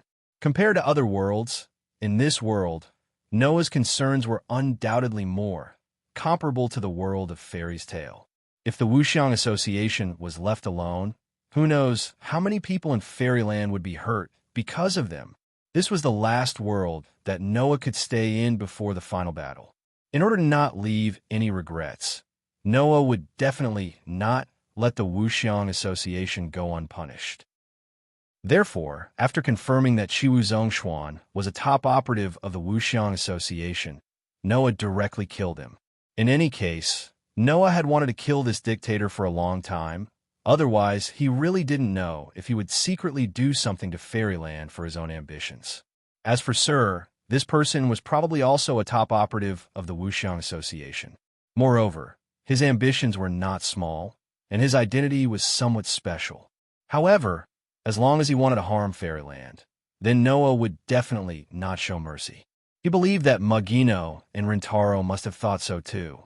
Thinking of this, Noah made a prompt decision. Rintaro, Noah suddenly spoke. Tell Mugino it's time for the guild to move. Move? Rintaro was surprised. You want to transfer people from the guild to the Tokyo area? That's right. Noah nodded. Since the Tokyo area's government forces are paralyzed, and now they can't even take care of themselves, and have no way to deal with the Wuxiang Association, then let us do it ourselves. But is this appropriate? Rintaro was a little moved, but also a little hesitant. This is the Tokyo area, after all. If we send a large number of people to intervene, it will cause a lot of problems, right? Just like when a country sends its army to another country, the other country will definitely think that the other party intends to attack them, and will not allow it. Even if the Holy Son of Heaven approves, the officials and ordinary people will wantonly oppose, and eventually lead to disputes. In this regard, Noah naturally understood. But before our guild is an independent country, we first face the world civil society. Noah smiled slightly. Now that the entire Tokyo area's government forces are paralyzed, the defense of the Tokyo area is almost zero. In order to prevent the Tokyo area from being attacked, the Holy Son of Heaven issued a commission to Fairyland, and let Fairyland temporarily take care of the Tokyo area. So it's justified, right? Will it work? Rintaro was even more moved and hesitant. There should still be some people with groundless fears who will think that allowing the people of Fairyland to act as they please in the Tokyo area may threaten the Tokyo area, right? As long as there's a reason, it's fine. Noah directly asserted. What does it have to do with me, what those people with groundless fears think? With that, Noah walked away without looking back, leaving Rintaro stunned. However, right after that, Ryder smiled. As expected of the president of Fairyland, he reminds me of the cursed child shelter who stood firm and protected his own people even in the face of the condemnation of the entire Tokyo area, and finally saved the Tokyo area. With that, Rintaro took out his phone and dialed Muging's number. Tokyo area, police headquarters. In an interrogation room, Muging hung up her cell phone, and a beautiful smile appeared on her delicate doll-like face, which made Toshiro in the cupboard opposite her dazed. But in the next second, Muging's words made Toshiro's eyes widen. Xiashi, contact the guild. For the first time, Muging acted like a leader and ordered Xiashi beside her. 10 pairs of S-grade police officers, 30 pairs of A-grade police officers, 50 pairs of B-grade police officers, 100 pairs of C-grade police officers, 300 pairs of D-grade police officers, 500 pairs of E-grade police officers, a total of 990 pairs of police officers, and all of them must arrive in the Tokyo area by this time tomorrow. Muging glanced at the wide-eyed Toshiro and said, "This is the president's order." Toshiro's heart really started to tremble. The world was changing. Chapter 2155. The sky gradually darkened. Fairyland was brightly lit. Every skyscraper had its lights turned on, illuminating every corner of the city. Cars came and went. Pedestrians came and went.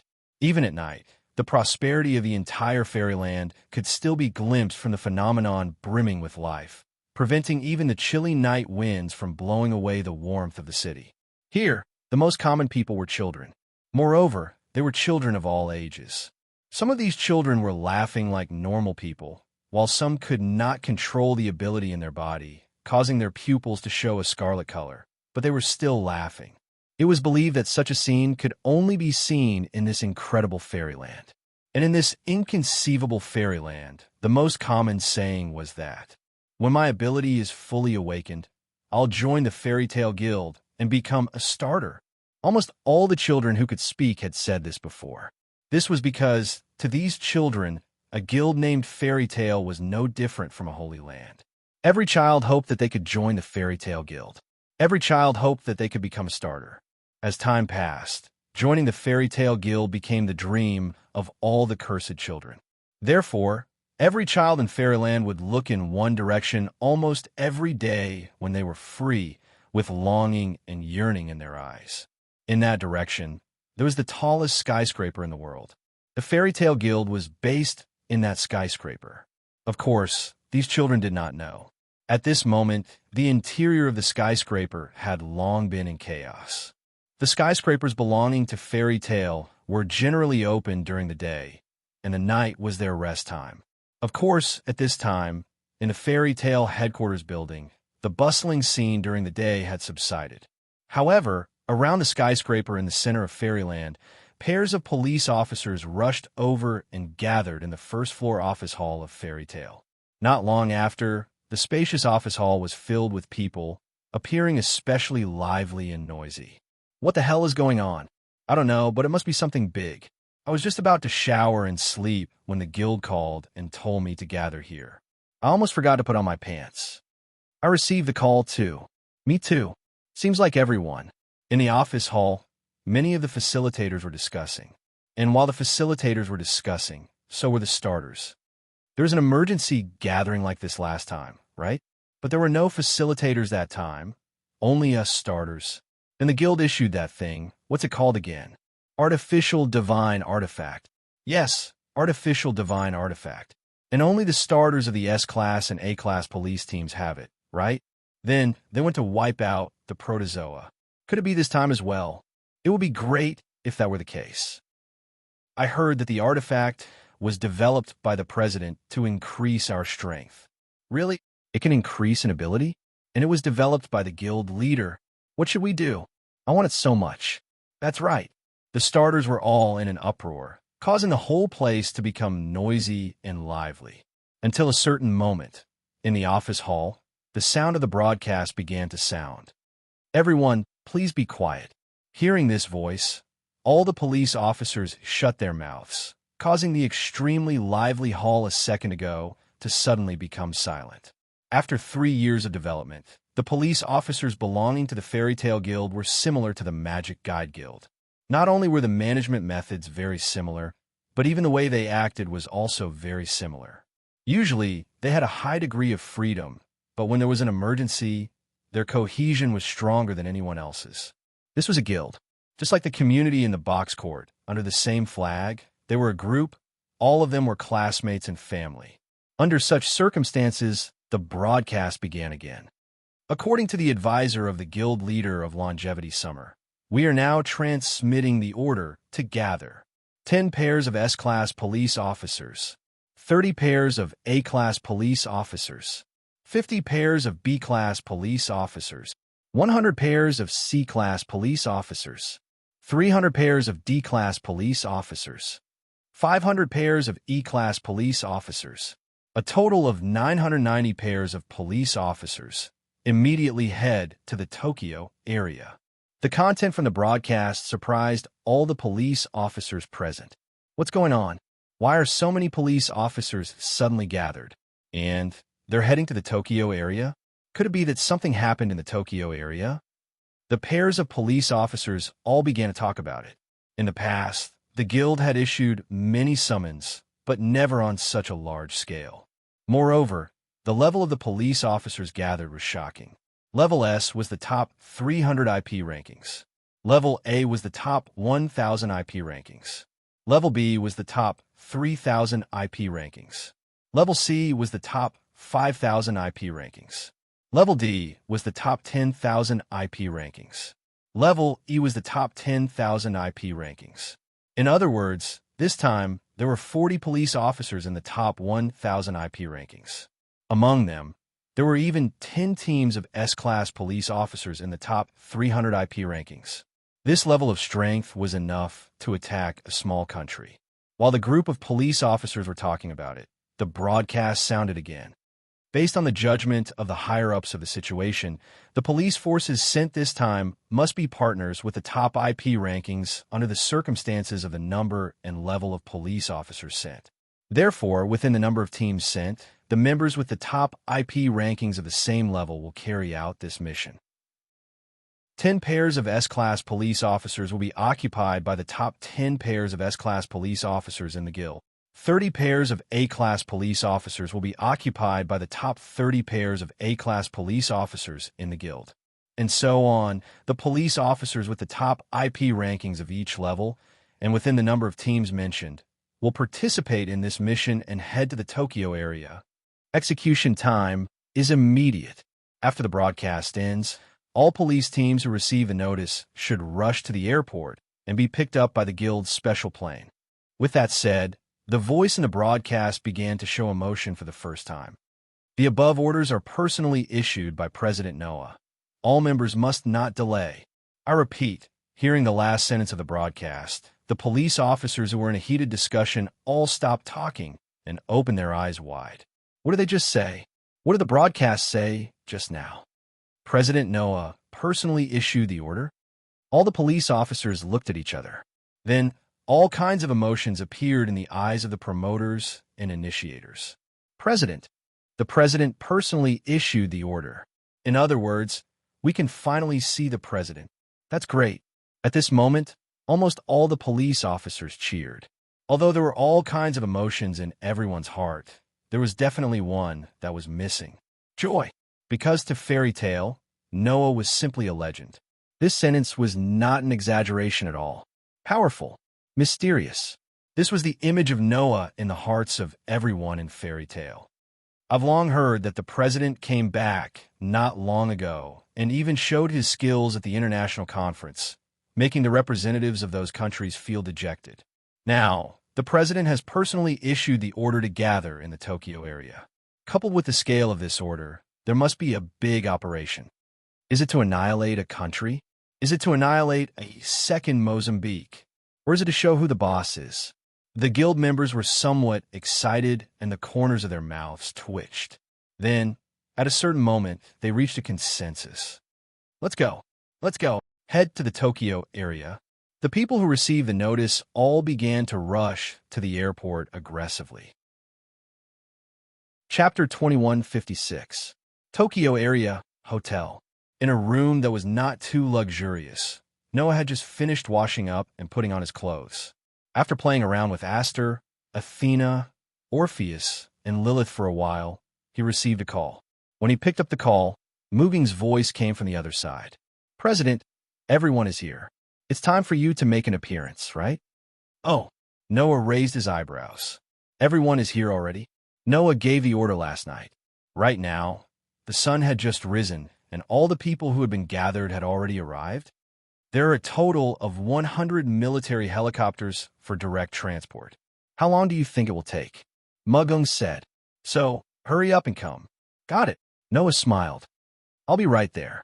The police were divided into two groups, the promoter and the initiator. If there were 990 pairs of police officers, then there would be close to 2,000 people. At this moment, 2,000 police officers were neatly lined up in a vast square, looking forward.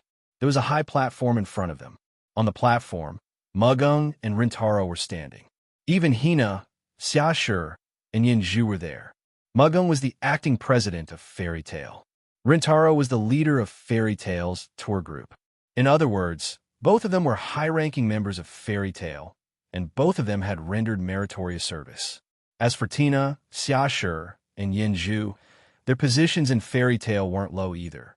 Hina was the initiator of Fairy Tale's president, and she was also the strongest person in the IP ranking. Xiashi was the initiator of Fairy Tale's acting president, and he was also the president's consultant.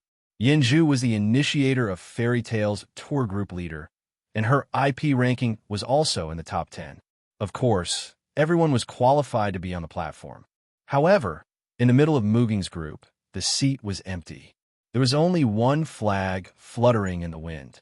On the flag, there was the guild emblem Fairy Tale. Everyone silently gazed at the flag that represented their guilds. Although the expressions on their faces were different, a solemn atmosphere pervaded the air. No one said a word. No one left the formation. The members of the guild, who had originally enjoyed a high degree of freedom, were now like the most orderly army, quietly lining up. Even the younger initiators weren't fooling around. Instead, their youthful faces were filled with seriousness. In a building next to the square, Elysium and Wei Ji were both here. Elysium looked through the window at the neatly lined-up police officers. Elysium with admiration and admiration. Is this the police of fairy tale? The reason why Shang Tianzi said this was not because this was the first time he had seen fairy tale. In the past, Elysium had seen a lot of fairy tale's police officers. However, seeing fairy tale's police officers in this way gave Elysium a different feeling. Or police officers. In the eyes of many people, they were just a group of criminals who could carry weapons with them. Even in a police company, police officers were only employed as employees, not as lackeys of the company. Therefore, most of the police officers did what they wanted and were extremely unscrupulous. At least, it was like this in the past. Compared to those police companies, the police officers belonging to Fairy Tale's guild also had a lot of freedom. However, the quality of the police officers that joined Fairy Tale was higher than the police and soldiers. They were so orderly that it was as if one order could make everyone risk their lives for him. Elysium could not help but sigh. Of course, what made Elysium sigh was the quality of the police officers. A lot of them are famous people. Elysium murmured, "Is this the power of a force that can seize the world's hegemony? It's just a part of it." Looking at the pairs of police officers in the square below, Wei Ji unfolded the iron fan in her hand and covered the lower half of her face so that no one could see her expression. According to the Sima family statistics of Fairyland's police force, the large force below probably doesn't even account for half of Fairy Tale's power, right? Hearing that, Elysium could not help but recall the initiator team that Noah deployed during Fairyland's annihilation operation at the last international conference. That team was able to easily conquer one of the three demon realms, which was known as one of the three demon realms. It was called an operation that saved the world. At that time, more than half of the initiators belonging to Fairy Tale's top 1,000 were mobilized.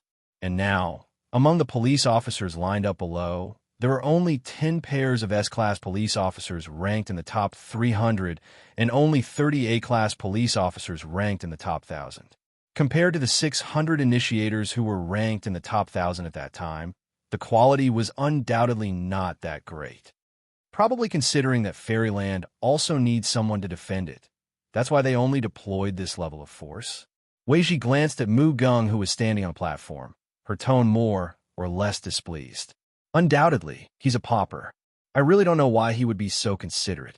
Obviously, Wei Weaver had guessed that the quality and quantity were sent by Mu Gung after careful consideration. From now on, the cursed children will all be sent to Fairyland. In other words, the initiators will become a force unique to Fairyland, and all police officers will naturally be monopolized by Fairyland. Wei Ji said with a half-smile. So, this might be the last time we see so many police officers gathered in the Tokyo area. Lord Elysium, you must remember this scene well, okay? Elysium nodded, and his gaze turned to look at the platform. To be more precise, he was looking at the position of the Fairy Tale flag. Looking at the flag fluttering in the wind, Elysium could not help but smile. As expected of the guild that man single-handedly founded. Just as Elysium's voice trailed off, the atmosphere in the Privet Square suddenly changed. Whoosh! Amidst the clear sound of something breaking through the air, a stream of light suddenly burst from the other side of the sky, like a flash of light, piercing through the sky and landing directly in the direction of the Privet Square. Boom!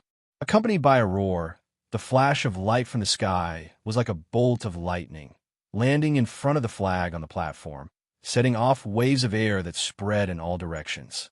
Everyone was shocked, and quickly raised their hands to block in front of them. On the platform, Mu Gung, Rintaro, Hina, Yinju, and Xiashi were also shocked, and raised their hands to block in front of them, resisting the expanding airwave. Whoosh! The whistling wind blew past the high platform, the square, and the surrounding buildings. Elysian Sun and Unweaver were both surprised to see this. After an unknown amount of time, the whistling wind finally stopped.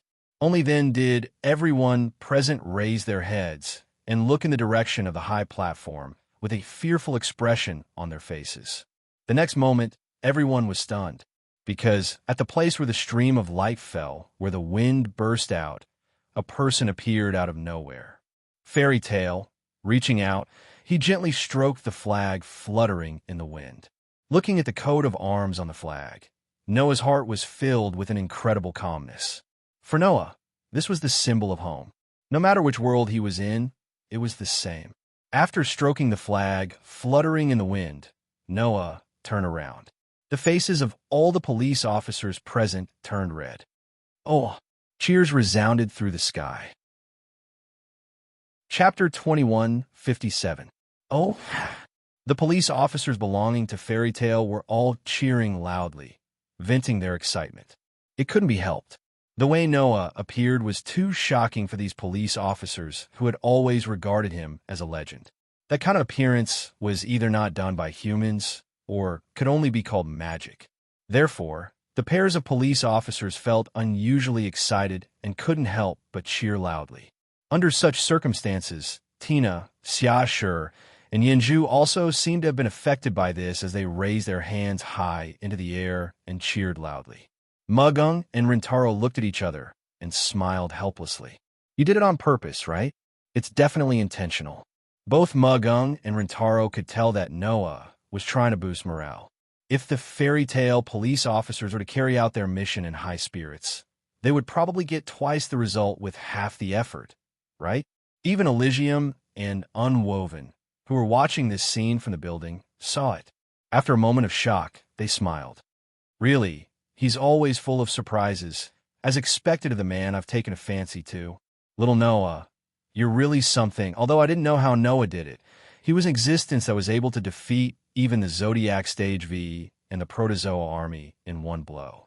No matter how inconceivable it would seem natural, right? Before Noah displayed a power that was different from this world, this sense of mystery would always attract others, reassuring their companions and making their enemies fearful. Perhaps this was one of the reasons why Noah had never revealed his power to the public in this world. Those who didn't know much about it could only feel admiration or fear. Only a fool like Zhuo Wei would feel disdain for it, right? On the high platform, Noah, whose back was facing the Fairy Tale flag, looked down at his guild members who were cheering loudly. A hint of satisfaction flashed across his deep, dark eyes. Then, he slowly raised his hand. The group of cheering police officers immediately stopped talking, letting the cheers come and go as quickly as they came. Silence returned to the privet square. However, every member of Fairy Tale still looked at Noah with eyes full of excitement, telling Noah how high their spirits were. Under everyone's excited, and yearning gazes, Noah spoke softly. His voice spread out in an unbelievable manner, echoing in the air above the entire soldier square. I believe that many of you here are seeing me for the first time, right? Many people nodded their heads repeatedly. 3 years ago, the guild called Fairy Tale was just a civilian organization in the Tokyo area. Although, because of Noah's management, this non-governmental organization is the largest force in the Tokyo area, but that is only relative to the Tokyo area. Now 3 years had passed. In these 3 years, it wasn't as if no one had left Fairy Tale. However, compared to the people who left, there were undoubtedly more people who joined. Otherwise, Fairyland would not be unprecedentedly prosperous and be known as the world's strongest independent country, where world hegemony was within reach. Of course, even if there were no people who had stayed 3 years ago under Noah's leadership until now, compared to the unprecedentedly grand Fairy Tale, the number was shockingly small. In addition, the police force that was deployed was only a small part of Fairy Tale's strength. So naturally, there were very few old members who had seen Noah before. However, for everyone, Noah was just a mystery, and they were not unfamiliar with him. Because in the guild, everyone had heard of Noah's deeds along the way. So, I won't introduce myself or anything like that. Noah said, as if he saw through everyone's thoughts. This time, I've gathered everyone in the Tokyo area, mainly for two things. The first thing, I'm sure everyone has heard about it from the news and such, is the problem of the political power in the Tokyo area being paralyzed. Noah looked down at the people below with disdain. Due to the infiltration and attacks of terrorists, the Tokyo area is currently facing an awkward situation where there is no military power that can be used. If this continues, the Tokyo area may fall into panic and chaos, and the consequences are unimaginable. The Tokyo area is the only ally of Fairyland. Since our ally has such a problem, we should provide some help. Noah's voice entered everyone's ears. Therefore, the first thing is, until the military power in the Tokyo area is restored, we, Fairy Tale, will be responsible for the police and soldiers and help the Tokyo area to maintain the order of the entire Tokyo area. Hearing this, everyone finally understood. So, it was because of this that so many police officers were deployed to the Tokyo area. Of course, this is a voluntary job. There is no pay, no reward, and it is likely to be a bit difficult. Noah said to everyone, if you are unwilling to carry out this mission, you can raise your hand now. If you don't raise your hand, then you are not allowed to quit halfway. As soon as his voice fell, the audience was silent. No one raised their hand. Everyone looked at Noah with a smile and expressed their inner thoughts. In this regard, Noah also smiled slightly and nodded. As for how to carry out this mission, the acting president of Tiantong and President Chisho will arrange it. When the time comes, everyone will act according to the instructions. At this point, Noah's tone suddenly turned indifferent. In addition to this mission, I will give you a second mission. Noah's sudden change in tone stunned the police officers of Fairy Tale. In the next second, Noah's words made everyone's expression change slightly. Wuxiang Association. Noah narrowed his eyes. This name, everyone should be familiar with it. Everyone widened their eyes, and then a touch of hatred flashed across their eyes. For the general public, the existence of a terrorist organization naturally would not be spread. However, for the police officers of Fairy Tale, they had long heard of this name. After all, in the past year, the police of Fairy Tale who went to all over the world to carry out missions were repeatedly targeted by Wuxiang Association, causing a lot of casualties. In this way, how could the police of Fairy Tale not know about this mysterious organization? According to the information obtained, one of the top operatives and some of the operatives belonging to Wuxiang Association are now in the Tokyo area. Noe said indifferently, I'm not going to let them go. Her words made all the members of Fairy Tale's blood boil with excitement. During this period of time, you need to maintain order in the Tokyo area, and you need to find these people of Wuxiang Association. Noah said word by word. No matter what method is used, don't even let go of the peripheral area. Do a carpet search. It's best if you can find their base. If you find their base, then immediately report it. Noah raised the corner of his mouth. Let's wipe them all out. Hearing this sentence, the police of Fairy Tale all laughed. Yes. In the next moment, a chorus of responses resounded through the entire private square. Although it was a bit different, should it be said that they were worthy of being the people of Fairy Tale? Thinking back to their comrades who were injured or even killed by the Five Xiang Association in the past, the hearts of the police officers were burning with fighting spirit. Even if it was for the sake of their comrades, they must not let Wuxiang Association go. This was the voice of everyone. Chapter 2158. Under the arrangement of Mugung and Xiashi, the police officers belonging to Fairy Tale were assigned to various corners and departments in the Tokyo area to carry out missions. The police officers belonging to Fairy Tale were no strangers to the police and soldier missions.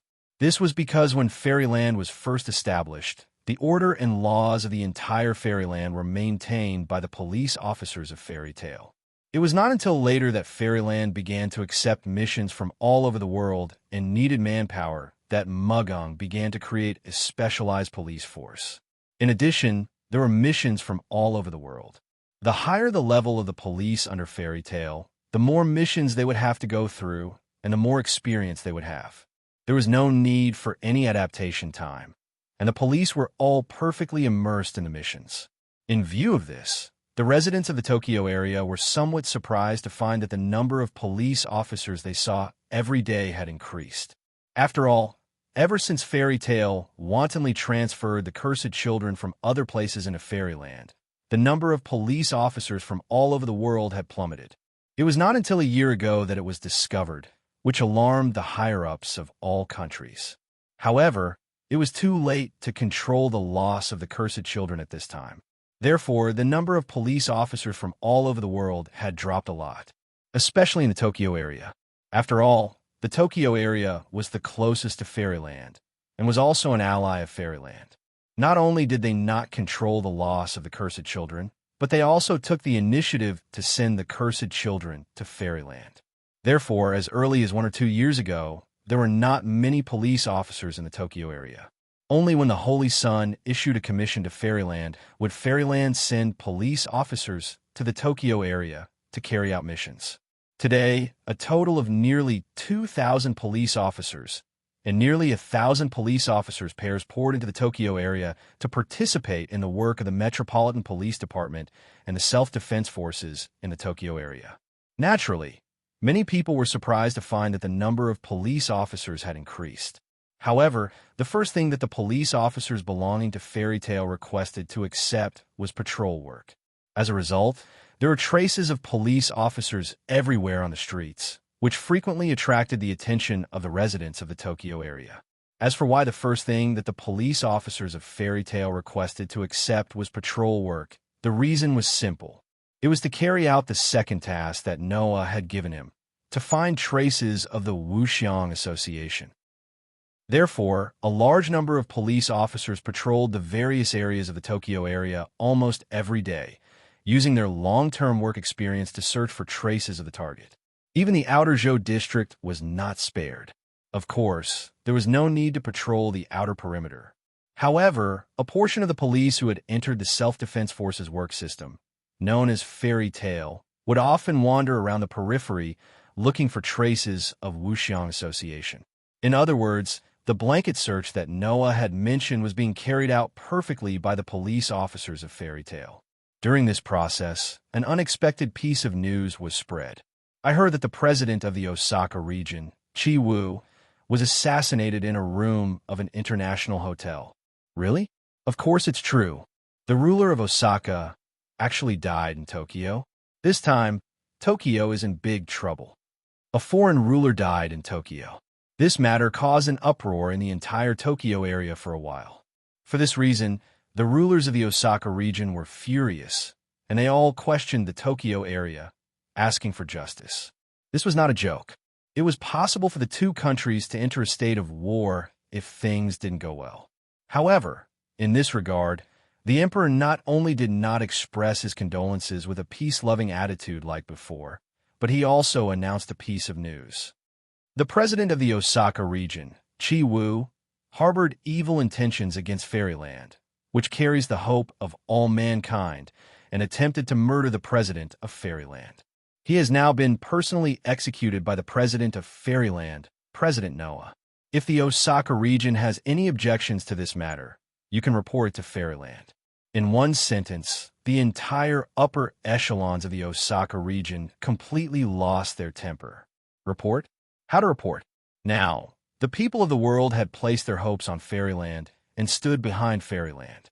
In the hope of being saved, which country's people would advocate condemning Fairyland? Not to mention, Chi Wu Shangshuan was originally a dictator and imposed heavy taxes in the Osaka region, which had already caused the anger of all the people in the Osaka region. In addition, the upper echelons of the Osaka region were actually coveting the position of the ruler of the Osaka region. Questioning Tokyo was just a superficial attitude. Now that Tokyo gave an explanation, and it was such an irrefutable explanation, the upper echelons of the Osaka region were of course happy to accept it and began to compete for the position of the ruler. Unfortunately, since Chi Wu Shangshuan had been the ruler of the Osaka region for so many years, and he himself was the top cadre of the Wuxiang Association, How could he not have arranged for the Wuxiang Association people to lurk in the Osaka region? Not to mention lurking, most of the senior officials in the Osaka region were replaced by the cadre of the Wuxiang Association arranged by Qiwu Shangshuan over the years, almost making the Wuxiang Association the ruler of the entire Osaka region. Under such circumstances, the Osaka region was completely chaotic.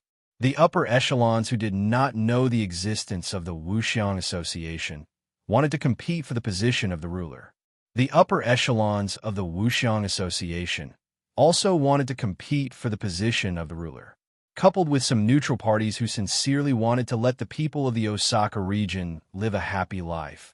The upper echelons of the Osaka region were suddenly divided into 3 factions, fighting with each other. After learning about this matter, Noah directly gave another order to Magung and Xiashi. Send another police force to the Osaka area. Nominally, it's the same as the Tokyo area, but it's also to maintain order.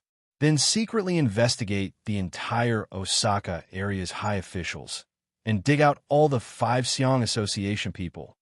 This order made Magung and Xiashi stunned for a while, and at the same time, they also looked at each other. It's over. Noah is really serious. It seems that the president's tolerance of the Wuxiang Association has reached the limit. It really has reached the limit. Before, when Magung was attacked, Noah did not know the existence of the Wuxiang Association and did not know that they had already targeted the Fairy Tale Guild. Therefore, Noah let Li Qingyin and bodyguard Zhuo escape. But now, knowing everything that the Wuxiang Association did, and that even Xu Zhongshuan was one of the top operatives of the Wuxiang Association, Noah really did not intend to let the Wuxiang Association go. Therefore, Noah made a prompt decision to be serious and let the entire fairy tale take action. The top operatives of the Wuxiang Association are stirring up trouble in the Tokyo and Osaka regions, and the upper echelons of the other 3 regions may have also been infiltrated by the Wuxiang Association. Let the police in the guild take action, except for half of them stationed in Fairyland. The rest are sent to the 5 major regions of Japan and completely uproot the Wuxiang Association. This was Noah's order. Half of the people were stationed in Fairyland, and the rest were sent to various countries in the 5 major regions of Japan to give a fatal blow to the Wuxiang Association. If it was before the release of the artificial artifact, sending so many people, it was really hard to say whether they could complete the mission and protect their hometown at the same time. But now, with the release of the artificial artifact, the initiators of the top 1,000 IP in the fairy tale have all become absolute powerhouses who have reached the domain, so they naturally have more power to spare.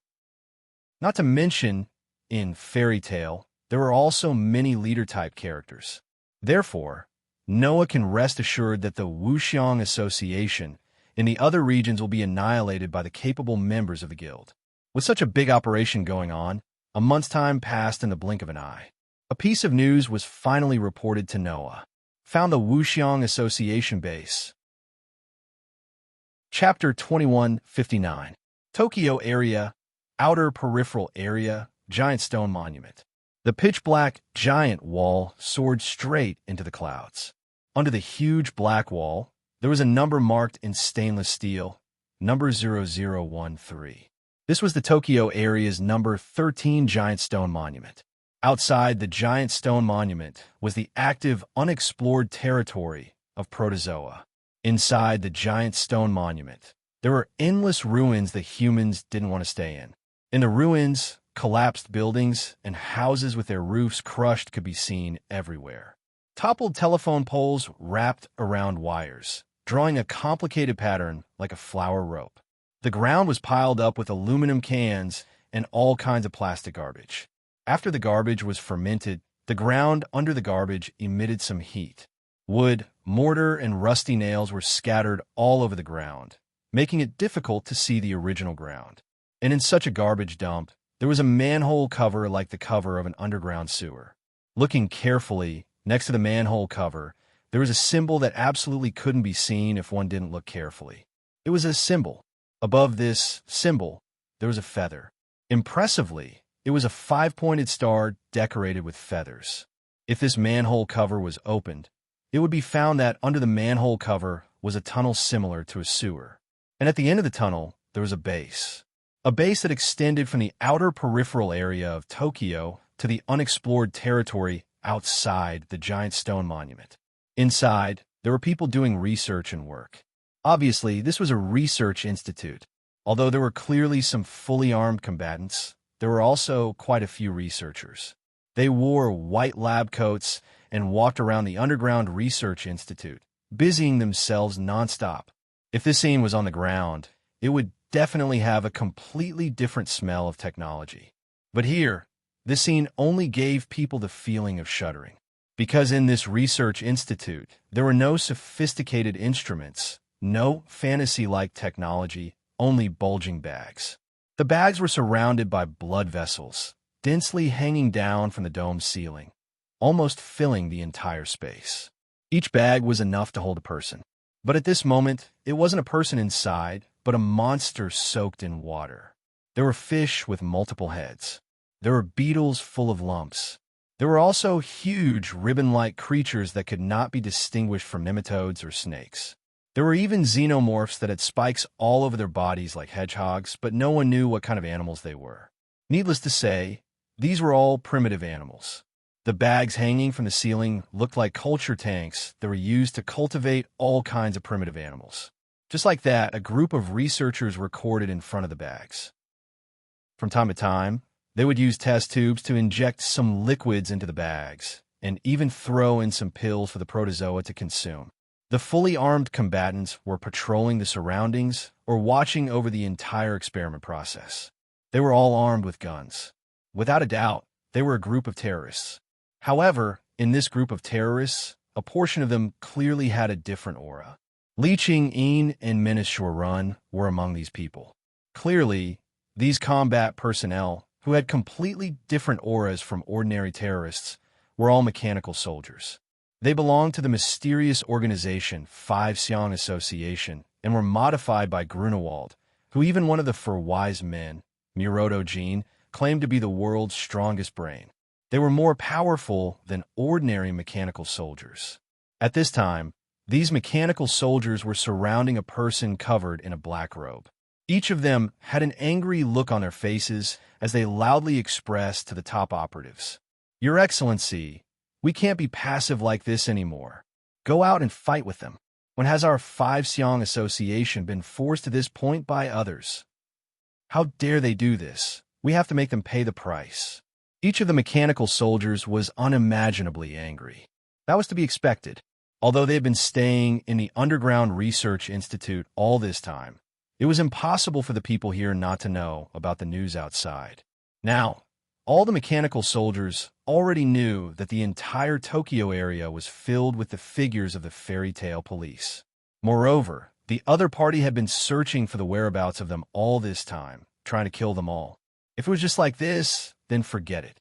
Who would have thought that the Holy Son of Heaven would actually be so ruthless, ordering the Sima clan to thoroughly investigate all of the high-ranking officials in the Tokyo area? Surprisingly, all of the spies of the Five Xiong Association were dug out, causing the Five Xiong Association to suffer heavy losses. During this time, many members of the Five Xiong Association who were forced to expose their identities had conflicts with the fairy tale police. In the end, no one was spared and they were all suppressed. The basic personnel of 1 wing and 2 wings were all arrested and imprisoned. The high-level personnel of 3 wings and 4 wings were executed on the spot. Even one of the top operatives from the Osaka area, Chiwu Zhongshuan, was executed on the spot by Noah. If this loss was not heavy, then what was? Not to mention, Noah's target was not only the Tokyo area. According to the news in the past month, Your Excellency and the others already knew that Noah sent a large number of police to investigate the 5 major areas of the Japanese archipelago for various reasons. The purpose was to uproot the Five Xiong Association. And it was not that there were no results. Just like the Tokyo region, in the other 4 regions, there were a large number of cadres of the Wuxiang Association who were found by the police of Fairy Tale from the high officials of the various regions. They were completely finished. Now, except for Qi Wu Zhongshuan, the rest of the top operatives were all like rats on the street. They were forced to hide by the fairy tale police. It should be known that there were a total of 5 top operatives in the Five Xiong Association. Now, except for one of the top operatives who was like Qi Wu Zhongshuan, who won the position of the ruler of a region, the rest of the top operatives were all forced to hide in secret bases. Your Excellency was the same. After hearing this news, the mechanical soldiers that had been suppressed for a month finally couldn't help but explode. We are noble people whose goal is world hegemony. Where do we fall to this point? In the past few years, we have already infiltrated the top management of the 5 major areas of the Japanese archipelago. We were only one step away from winning the position of the ruler of the 5 areas, unifying the Japanese archipelago, and then going abroad to rule the world. Now all of our efforts have been destroyed. Damn it. Damn the fairy tale. A mere civilian organization dares to do this. Your Excellency, let's use all of our strength and fight them. Your Excellency, Saito Yoshihito was the most resentful one among the mechanical soldiers, and he kept growling. Right now, the only way for us to survive is to kill Noadoriya. We have to kill him. Yes, kill Noadoriya. Kill that damned cursed child shelter. It's all because of him that we fell to this point. Hearing the mechanical soldiers led by Saito Yoshihito shouting angrily on the side, Li Qingyin, who was holding a kodachi in a daze, lowered his head and couldn't help but laugh in his heart. In the end, if the Wuxiang Association didn't target the fairy tale, then they wouldn't have fallen to this point, right? Only you are allowed to deal with others, but others are not allowed to fight back. All of you are stupid people who rely on your identity as mechanical soldiers to think that you are superior to others. Li Qingyin wasn't the only one who thought so. Your Excellency also thought so. Fight? Your Excellency said in an extremely cold voice.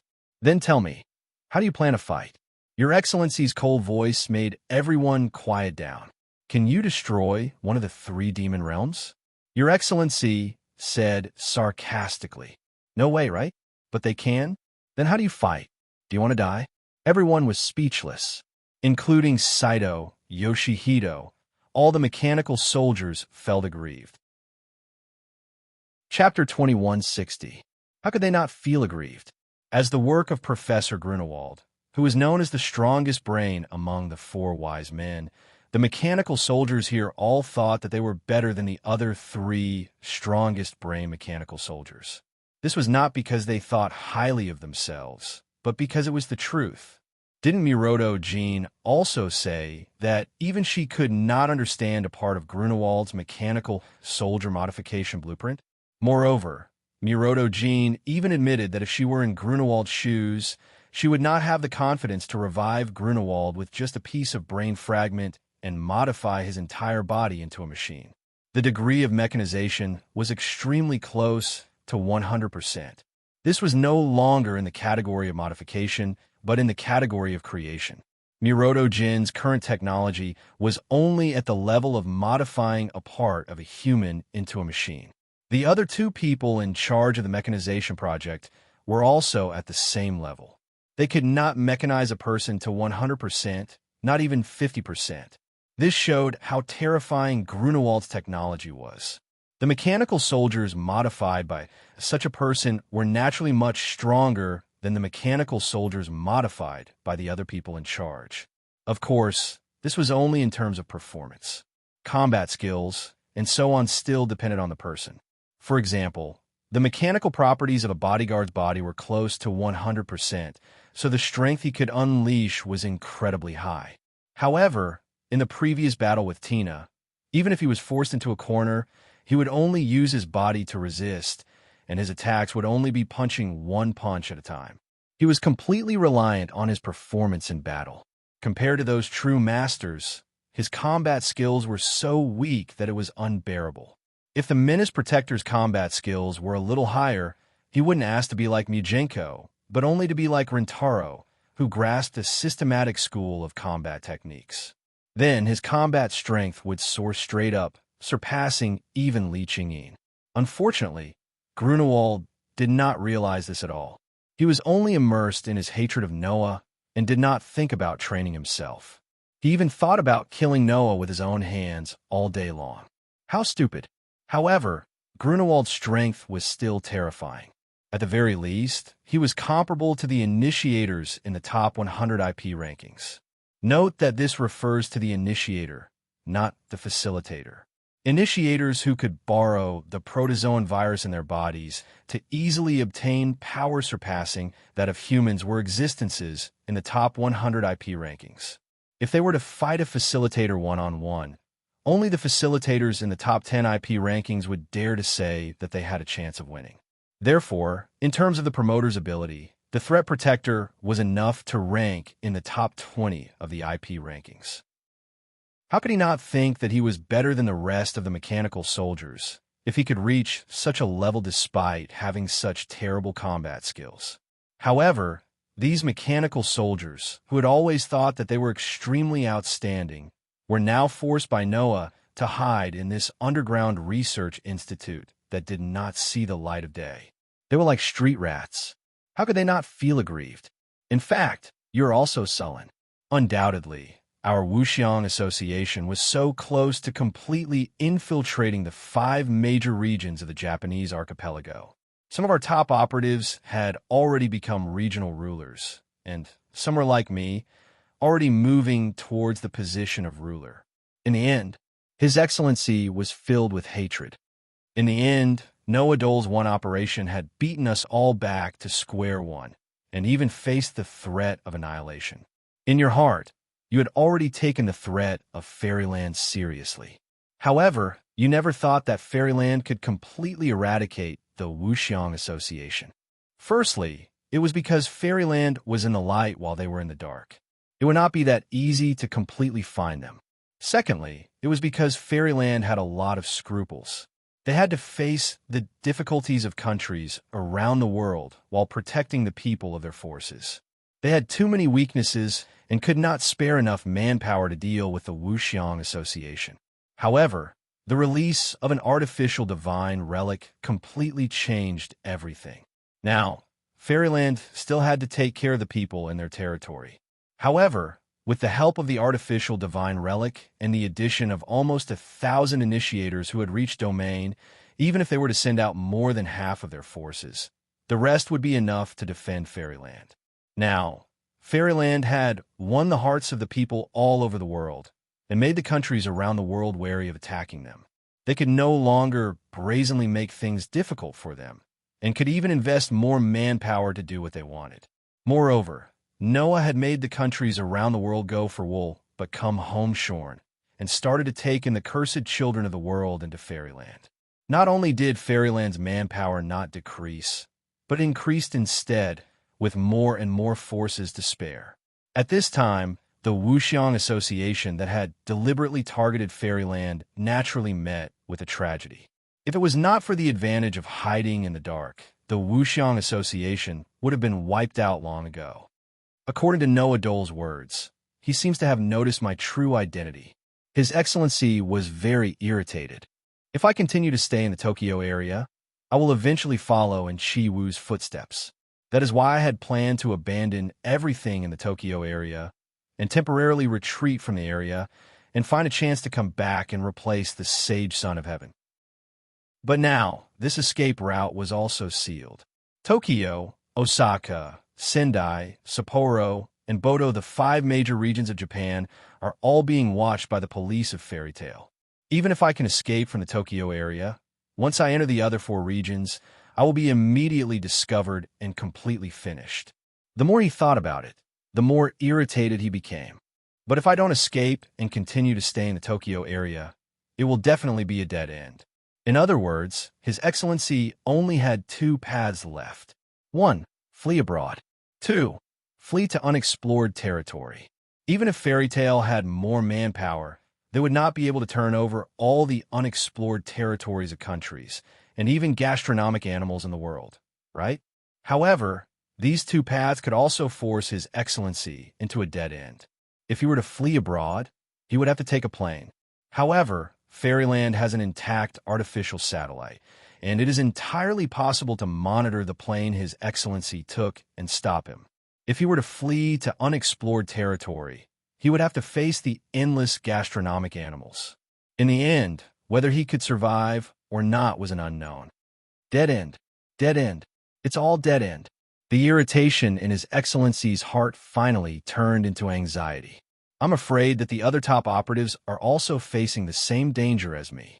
Is there really no other way? The Excellency could not help but growl. Could it be that our glorious Five Feathers Association is really going to be completely finished because of a man? I can't accept this. The Excellency's growl became louder and louder. I can't accept this. However, so what if he could not accept this? When he attacked Fairy Tale, His Excellency should have been mentally prepared. He should have been mentally prepared to be completely annihilated by Fairy Tale. Your Excellency, the mechanical soldiers were all silent, as if they were in the same boat. Is this the end? Li Chingyin pressed on his hat and muttered softly. Why? Why? The bodyguard Zhuorun was lost in his soaring jealousy. Why is the world so biased towards Noah Doria? Yes, the world was biased towards Noah. There was no doubt about this. However, it was all because of Noah's hard work that he had achieved his current status. Even after leaving for 3 years, if it was not for Noah's original plan, Fairyland would not have appeared. All of this was what Noah deserved. The bodyguard Zhuorun, who only wanted to win the beauty and use the holy sun to climb up the ranks, would definitely not understand. Suddenly, Benet the leech, who was holding the Kodachi and had his head down, suddenly raised his head and shouted loudly, Dad, it's coming. Hearing this, everyone, including Li Chingyin, was stunned. Kaboom! At this moment, the entire Underground Research Institute suddenly shook violently and shook violently.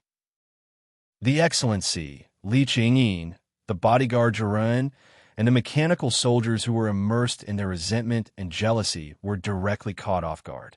They were shaken by the violent shaking and stood up in panic. What happened? Earthquake? Earthquake. No, no. Li Chingyin suddenly stood up straight. That's the aftermath of the explosion. That one sentence caused the hearts of everyone present to tremble.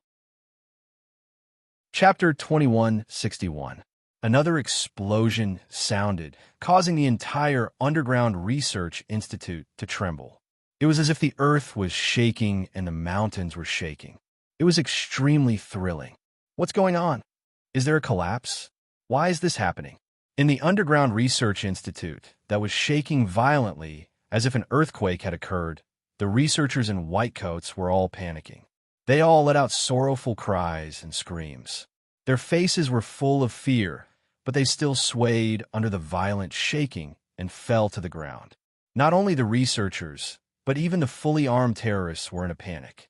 Under the tremors, they panicked and even turned into rolling gourds, rolling all over the place. The entire Underground Research Institute was in chaos.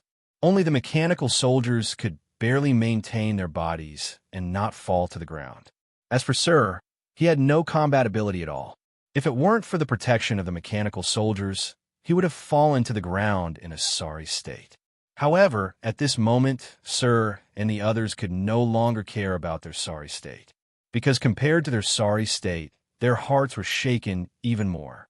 Someone is blowing up the tunnel in front of the Research Institute. It must be like this. Attack! Attack! The mechanical soldiers were both shocked and angry. Naturally, they were shocked by this sudden change. But they were angry about the current situation. Someone is actually attacking? The mechanical soldiers, who were already feeling aggrieved because they were hiding in the Underground Research Institute, were angered by the fact that they were attacked. Only 2 people were equally surprised, but they were not angry. Instead, they felt that the temperature of their bodies was decreasing. Of these 2 people, one was Sir, and the other was Li Chingyin. This was because both of them immediately knew who had attacked the base. At a certain moment, the sound of the explosion suddenly disappeared. Rumble, the entire Underground Research Institute, which was shaking violently like an earthquake, gradually recovered. It had stopped. Didn't the collapse affect this place? That's great. One by one, The researchers and terrorists got up from the ground, their faces full of lingering fear. Only the mechanical soldiers noticed that something was wrong. Of course, Sir also didn't think that it was over. Looking at the door in front of the Underground Research Institute, Sir slowly clenched his fists and said bitterly and hoarsely, "Is it here?" As soon as he finished speaking, bang, accompanied by a loud explosion, the door of the Underground Research Institute exploded, setting off a huge wave of flames and shock waves. The flames and shock waves turned into surging waves of fire. Together with the fragments of the door, they surged into the Underground Research Institute like an explosion of flames. The strong impact directly affected the entire research institute, shaking the entire place. All the researchers and terrorists felt their ears ring from the powerful explosion. Their minds went blank, as if they had been attacked by an invisible force. All of them saw stars and fell down with miserable cries. However, your group had long been prepared. Adding on the fact that your strength was tyrannical, they protected you behind them and hurriedly retreated. Fortunately, the explosion didn't last long. Not long after, the intense commotion subsided. However, the entire Underground Research Institute was in a mess. Charred pieces of the door were scattered everywhere, and the air was filled with thick smoke. Cough, cough, cough. The researchers and terrorists started coughing one after another. However, all the mechanical soldiers opened their eyes wide and looked in the direction of the door in disbelief. Da-da-da-da-da. Following a flurry of footsteps, adults and children with guns in their hands poured into the Underground Research Institute from outside the door. They lined up neatly on both sides and aimed their guns in front of them. What? Men? Police? Attackers? How could this be? Only then did the researchers come to their senses, but they were all panicking. The terrorists were also shocked. They almost reflexively raised the guns in their hands and pointed them at the policemen who were rushing in. Your Excellency! Your Excellency! All the mechanical soldiers immediately pulled out the guns they carried and pointed them in front of them, protecting Your Excellency behind them. Even the bodyguards pulled out their guns in panic and pointed them in front of them, as if they were caught off guard. Only Leech Ing and Leech Benet Jr. stood calmly in place. Dad! Leech Benet Jr. pulled out a pair of Kodachi. His eyes turned scarlet, and his face was full of murderous intent. No, it's not time to make a move yet. Leech Ing stood there casually, but his eyes were fixed in front of him. The whole place suddenly fell silent. On one side, there were obviously well-trained police troops. On the other side, there was an underground organization mixed with mechanical soldiers, terrorists, and researchers. Both sides occupied the front and back of the Underground Research Institute. They used the guns in their hands as deterrents, forming a standoff. However, the behavior of the two sides was completely different. The former looked cold and ruthless. The latter, on the other hand, were surprised, panicked, angry, and terrified. It was as if they had all sorts of emotions. It was clear at a glance who was the attacker and who was the victim. His Excellency, who was protected by a group of mechanical soldiers, raised his eyes and looked at the police troops who occupied the door. He clenched his fists and said in a low voice, "You're still not going to come out." As soon as he said this, a voice immediately responded, "I'm just thinking whether I should capture you alive or give you a more dignified death." As he said this, a figure slowly walked in from the door under the protection of his companions. Looking at the person, the super metal face of the bodyguard twisted like muscles. His eyes were full of hatred as he said the name of the person. Noah Doria. Who else could it be other than Noah? Of course, Noah wasn't the only person who came in. Beside Noah, Hina, Mugung, Xiashur, Yinju, and Rintaro all walked in with Noah. Hina. Leech Benet Jr.'s eyes widened. His scarlet eyes were full of murderous intent. Benet Leech Jr. Tina met Benet Leech Jr.'s murderous gaze, and her delicate doll-like features became extremely cold and detached in the instant that she entered battle mode. As for the others, they immediately looked at the black-robed His Excellency. Is that the top operative of the Wuxiang Association? Xiaoshi's face was full of wisdom. He really knows how to hide. He actually hid in a place like this, Yanzhu complained. Top operative. Mugung looked at His Excellency and tightened his grip on his sword. His Excellency. Rintaro had a complicated expression. He wanted to ask something, but gave up because he thought of something. His Excellency naturally noticed Mugung and Rintaro's gazes. However, he only glanced at them before turning to Noah. Meeting His Excellency's gaze, Noah smirked. We finally meet, Your Excellency. After saying that, Noah narrowed his eyes and said, Don't worry. No, I should say we meet again, right? Again. Everyone present was stunned. Again? In other words, Noah and Your Excellency have already met? But if that's the case, why would Noah let Your Excellency go? Everyone was confused. Only Rintaro knew why Noah said this. He lowered his head and remained silent. His Excellency was also silent. After a while, he suddenly spoke. Actually, 3 years ago, when you just created Fairy Tale, the top operatives of our Wuxian Association gathered once to discuss the existence of Fairy Tale. Oh, is that so? Noah replied nonchalantly. Then, what was the result of the discussion? We believe that the guild you created has a lot of potential.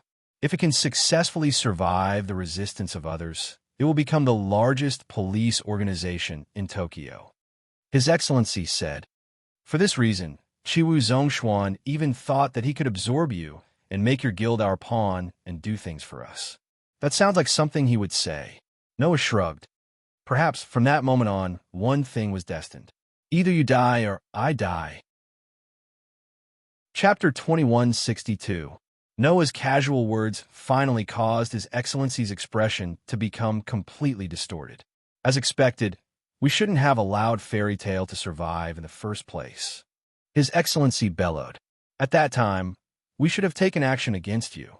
Unfortunately, if you didn't take action at that time, you were destined to fail. Noah said sarcastically. Of course, even if you took action at that time, you were destined to fail as well. After saying that, Noah raised his hand directly. Kacha kacha kacha. Accompanied by the sound of countless mechanical movements, the facilitators belonging to Fairy Tale all raised the guns in their hands and pointed the muzzles forward. Wait, don't kill us. I surrender. Surrender. The researchers in white coats screamed one by one. However, Noah, who did not like to kill the innocent, ordered indifferently. Kill. This word was like a fuse that completely detonated the smoke in the air. Bang, bang, bang, bang, bang.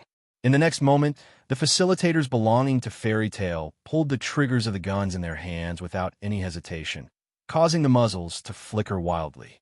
Instantly, countless bullets rained down like a torrential downpour. Amidst the sounds of bodies being torn apart, the bullets sank into the bodies of the researchers wearing white coats one after another. Ugh! Ah! Woo! One by one, the researchers in white coats let out a mournful cry before they died and fell one by one. In just a short while, most of the researchers in white coats fell to the ground, dead as could be. No! Don't kill us! Surrender! Surrender! The remaining researchers all let out desperate cries, but then they were shot one after another. They fell one after another, dyeing the ground a scarlet color. Looking at this scene, Noah's expression didn't change at all from the beginning to the end. Even Hina, Yanzhu, Xiaoshi, and all the cursed children present did not have any change in expression, indifferently looking at the researchers walking toward their deaths. Even Rintaro had been shooting the researchers one by one, ignoring the terrorists. Logically speaking, a group of enemies without any combat ability and had already surrendered, even if they were criminals, should be arrested instead of shot directly. Even if it was Noah's order, the righteous Rintaro should not be so cruel as to kill a group of people without any ability to resist. However, whether it was Noah, who cherished his life, or the righteous Rintaro, at this time, neither showed mercy, not even the slightest bit of emotion. The reason was very simple. It was because of the gastronomic animals in the bags around them. The police belonging to Fairy Tale had already learned from Noah that the Five Siang Association's people were cultivating gastronomic animals in an attempt to control them to eliminate rebellious countries. This move was simply insane. Those were gastronomic animals, after all, not to mention whether or not they could be controlled. Once they were released, it was very likely that the gastronomic animal virus would spread in a country or region, causing a disaster. Therefore, humans regarded gastronomic animals as targets that must be eliminated. If they did not completely eliminate the gastronomic animals, even if only one was left, in the end, it could threaten the entire human race. The gastronomic animal virus was terrifying. Once they were infected, their numbers would immediately increase and they would spread like a plague. Therefore, even if there was only one stage a gastronomic animal, it could eventually lead to the extinction of the human race. Under such circumstances, the researchers here actually did not care about the life and death of the human race. Not only did they not destroy the protozoa, they even cultivated them. This sin was more serious than any of the murderers in the Wuxiang Association who were stained with blood. To be able to become a member of Fairy Tale, the people here were not people who did not know the severity of the matter. In addition, Fairy Tale had long been the foundation of Fairyland. In the past, they were also responsible for enforcing the laws and regulations in Fairyland, so they would not show any favoritism toward crimes. In view of this, even if the researchers had no combat ability and voluntarily surrendered, the facilitators on the scene would still mercilessly execute them. Thus, one by one, the researchers became the first batch of victims, and all of them fell. All of this seemed to take a long time to describe, but it was only a matter of seconds. As the researchers fell one by one, the mechanical soldiers and the terrorists finally reacted one after another. "What are you still standing there for?" Zhuo Wei roared. "Shoot!" Frankly speaking, no matter how they took turns, it was not Zhuo Wei's turn to give the order. However, in the current situation, no one could care so much. Bang, bang, bang, bang, bang. At that moment, the terrorists all raised the guns in their hands, roaring as they fired continuously. "Your Excellency! Your Excellency! We must retreat. Retreat quickly. The current situation is not good for us." The mechanical soldiers continued to surround His Excellency, firing at the front while shouting at His Excellency. "What do you think?" Li Qingyin stood leisurely beside His Excellency, twirling the gun in his hand as he laughed softly. "Retreat? Or do you want to die?" "Retreat." His Excellency also pulled out his gun, firing as he gave the order. "Retreat through the emergency exit. Quick!" A group of mechanical soldiers immediately covered His Excellency, retreating continuously to the back. After opening an automatic door, all of them rushed in and fled without a trace. Even Zhuorun, the bodyguard, glared in Noah's direction. Then, he turned around and fled without a trace. Previously, they had been clamoring to fight it out with the Fairy Tale police officers, but now, each one of them was running away faster than the other. "Daddy!" Benet Leach had been staring at Tina, the kodachi in her hand trembling uncontrollably, her lips trembling as if she was trying to hold back something. "No!" Of course, Li Qingyi knew what his baby daughter was thinking and rejected without hesitation. Benet Leach's face was filled with unwillingness, but she did not disobey Li Qingyin's order. She glared at Tina, then turned her head. Immediately, Li Qingyin and Benet Leach also fled into the emergency exit, disappearing in a short while. After the group of mechanical soldiers retreated into the emergency exit, the automatic door suddenly closed. "What? Wait, there's still us. Your Excellency! Your Excellency!" The group of terrorists who were confronting Fairy Tale's police suddenly panicked. Unfortunately, the current situation was very clear. A group of the lowest level personnel with only one wing had already been abandoned by His Excellency. Just to buy some time. Regarding this, the police under the command of Fairy Tale showed no mercy. They crazily unleashed their firepower, shooting down one terrorist after another. "Damn it! Damn police officers! Damn it!" One by one, the terrorists madly shot. However, the initiators of Fairy Tale all held up their heavy anti-terrorist shields, blocking all the incoming bullets. The surface of the shields was constantly hit by the bullets, causing sparks to fly from the friction. On the other hand, the facilitators of Fairy Tale were all hiding behind their partner initiators as they accurately shot down the terrorists who couldn't find cover. For this attack, Noah was fully prepared. On the other hand, the people of Wuxiang Association were passively facing the attack, so naturally, they were not prepared. Thus, the group of terrorists was finally brought to justice, and all of them were shot to death. Bang! In front of the emergency exit, Noah kicked open the sturdy automatic door, looked at the long tunnel in front of him, and a cold smile without any smile appeared on his face. Let's see where you can escape to. Under Noah's lead, a group of Fairy Tale police officers rushed into the tunnel and began to chase after the remaining members of the Wuxiang Association, who had retreated back to their original location. The show had just begun. Chapter 2163. Quick! Quick! Those useless winged fools can't hold off Fairy Tale for too long. We have to be quick. Quick! In the dim passageway, a group of mechanical soldiers escorted His Excellency as they ran forward, desperately running for their lives. Li Qingyin and Leech Benet were behind everyone, in charge of bringing up the rear. The passage was very long. Even after running for a while, they still couldn't see the end. Under such circumstances, when they thought of the Fairy Tale chasing after them, the mechanical soldiers were extremely anxious and couldn't wait to escape as quickly as possible. In fact, their current speed was still far from the limit of the mechanical soldiers. Although they were of different types, as a modified existence, these mechanical soldiers still had outstanding physical strength compared to ordinary people. If it wasn't because they needed to take care of His Excellency, the mechanical soldiers would definitely be able to retreat faster, right? Thinking of this, Zhuomeng had the urge to abandon His Excellency. However, although Zhuomeng was stupid, he didn't know how to spell the word death. Now, under the situation of being targeted by the Fairy Tale, Zhuomeng would never be able to live openly under the sun. If he abandoned His Excellency at this time, it would be equivalent to depriving him of the right to live in the shadows.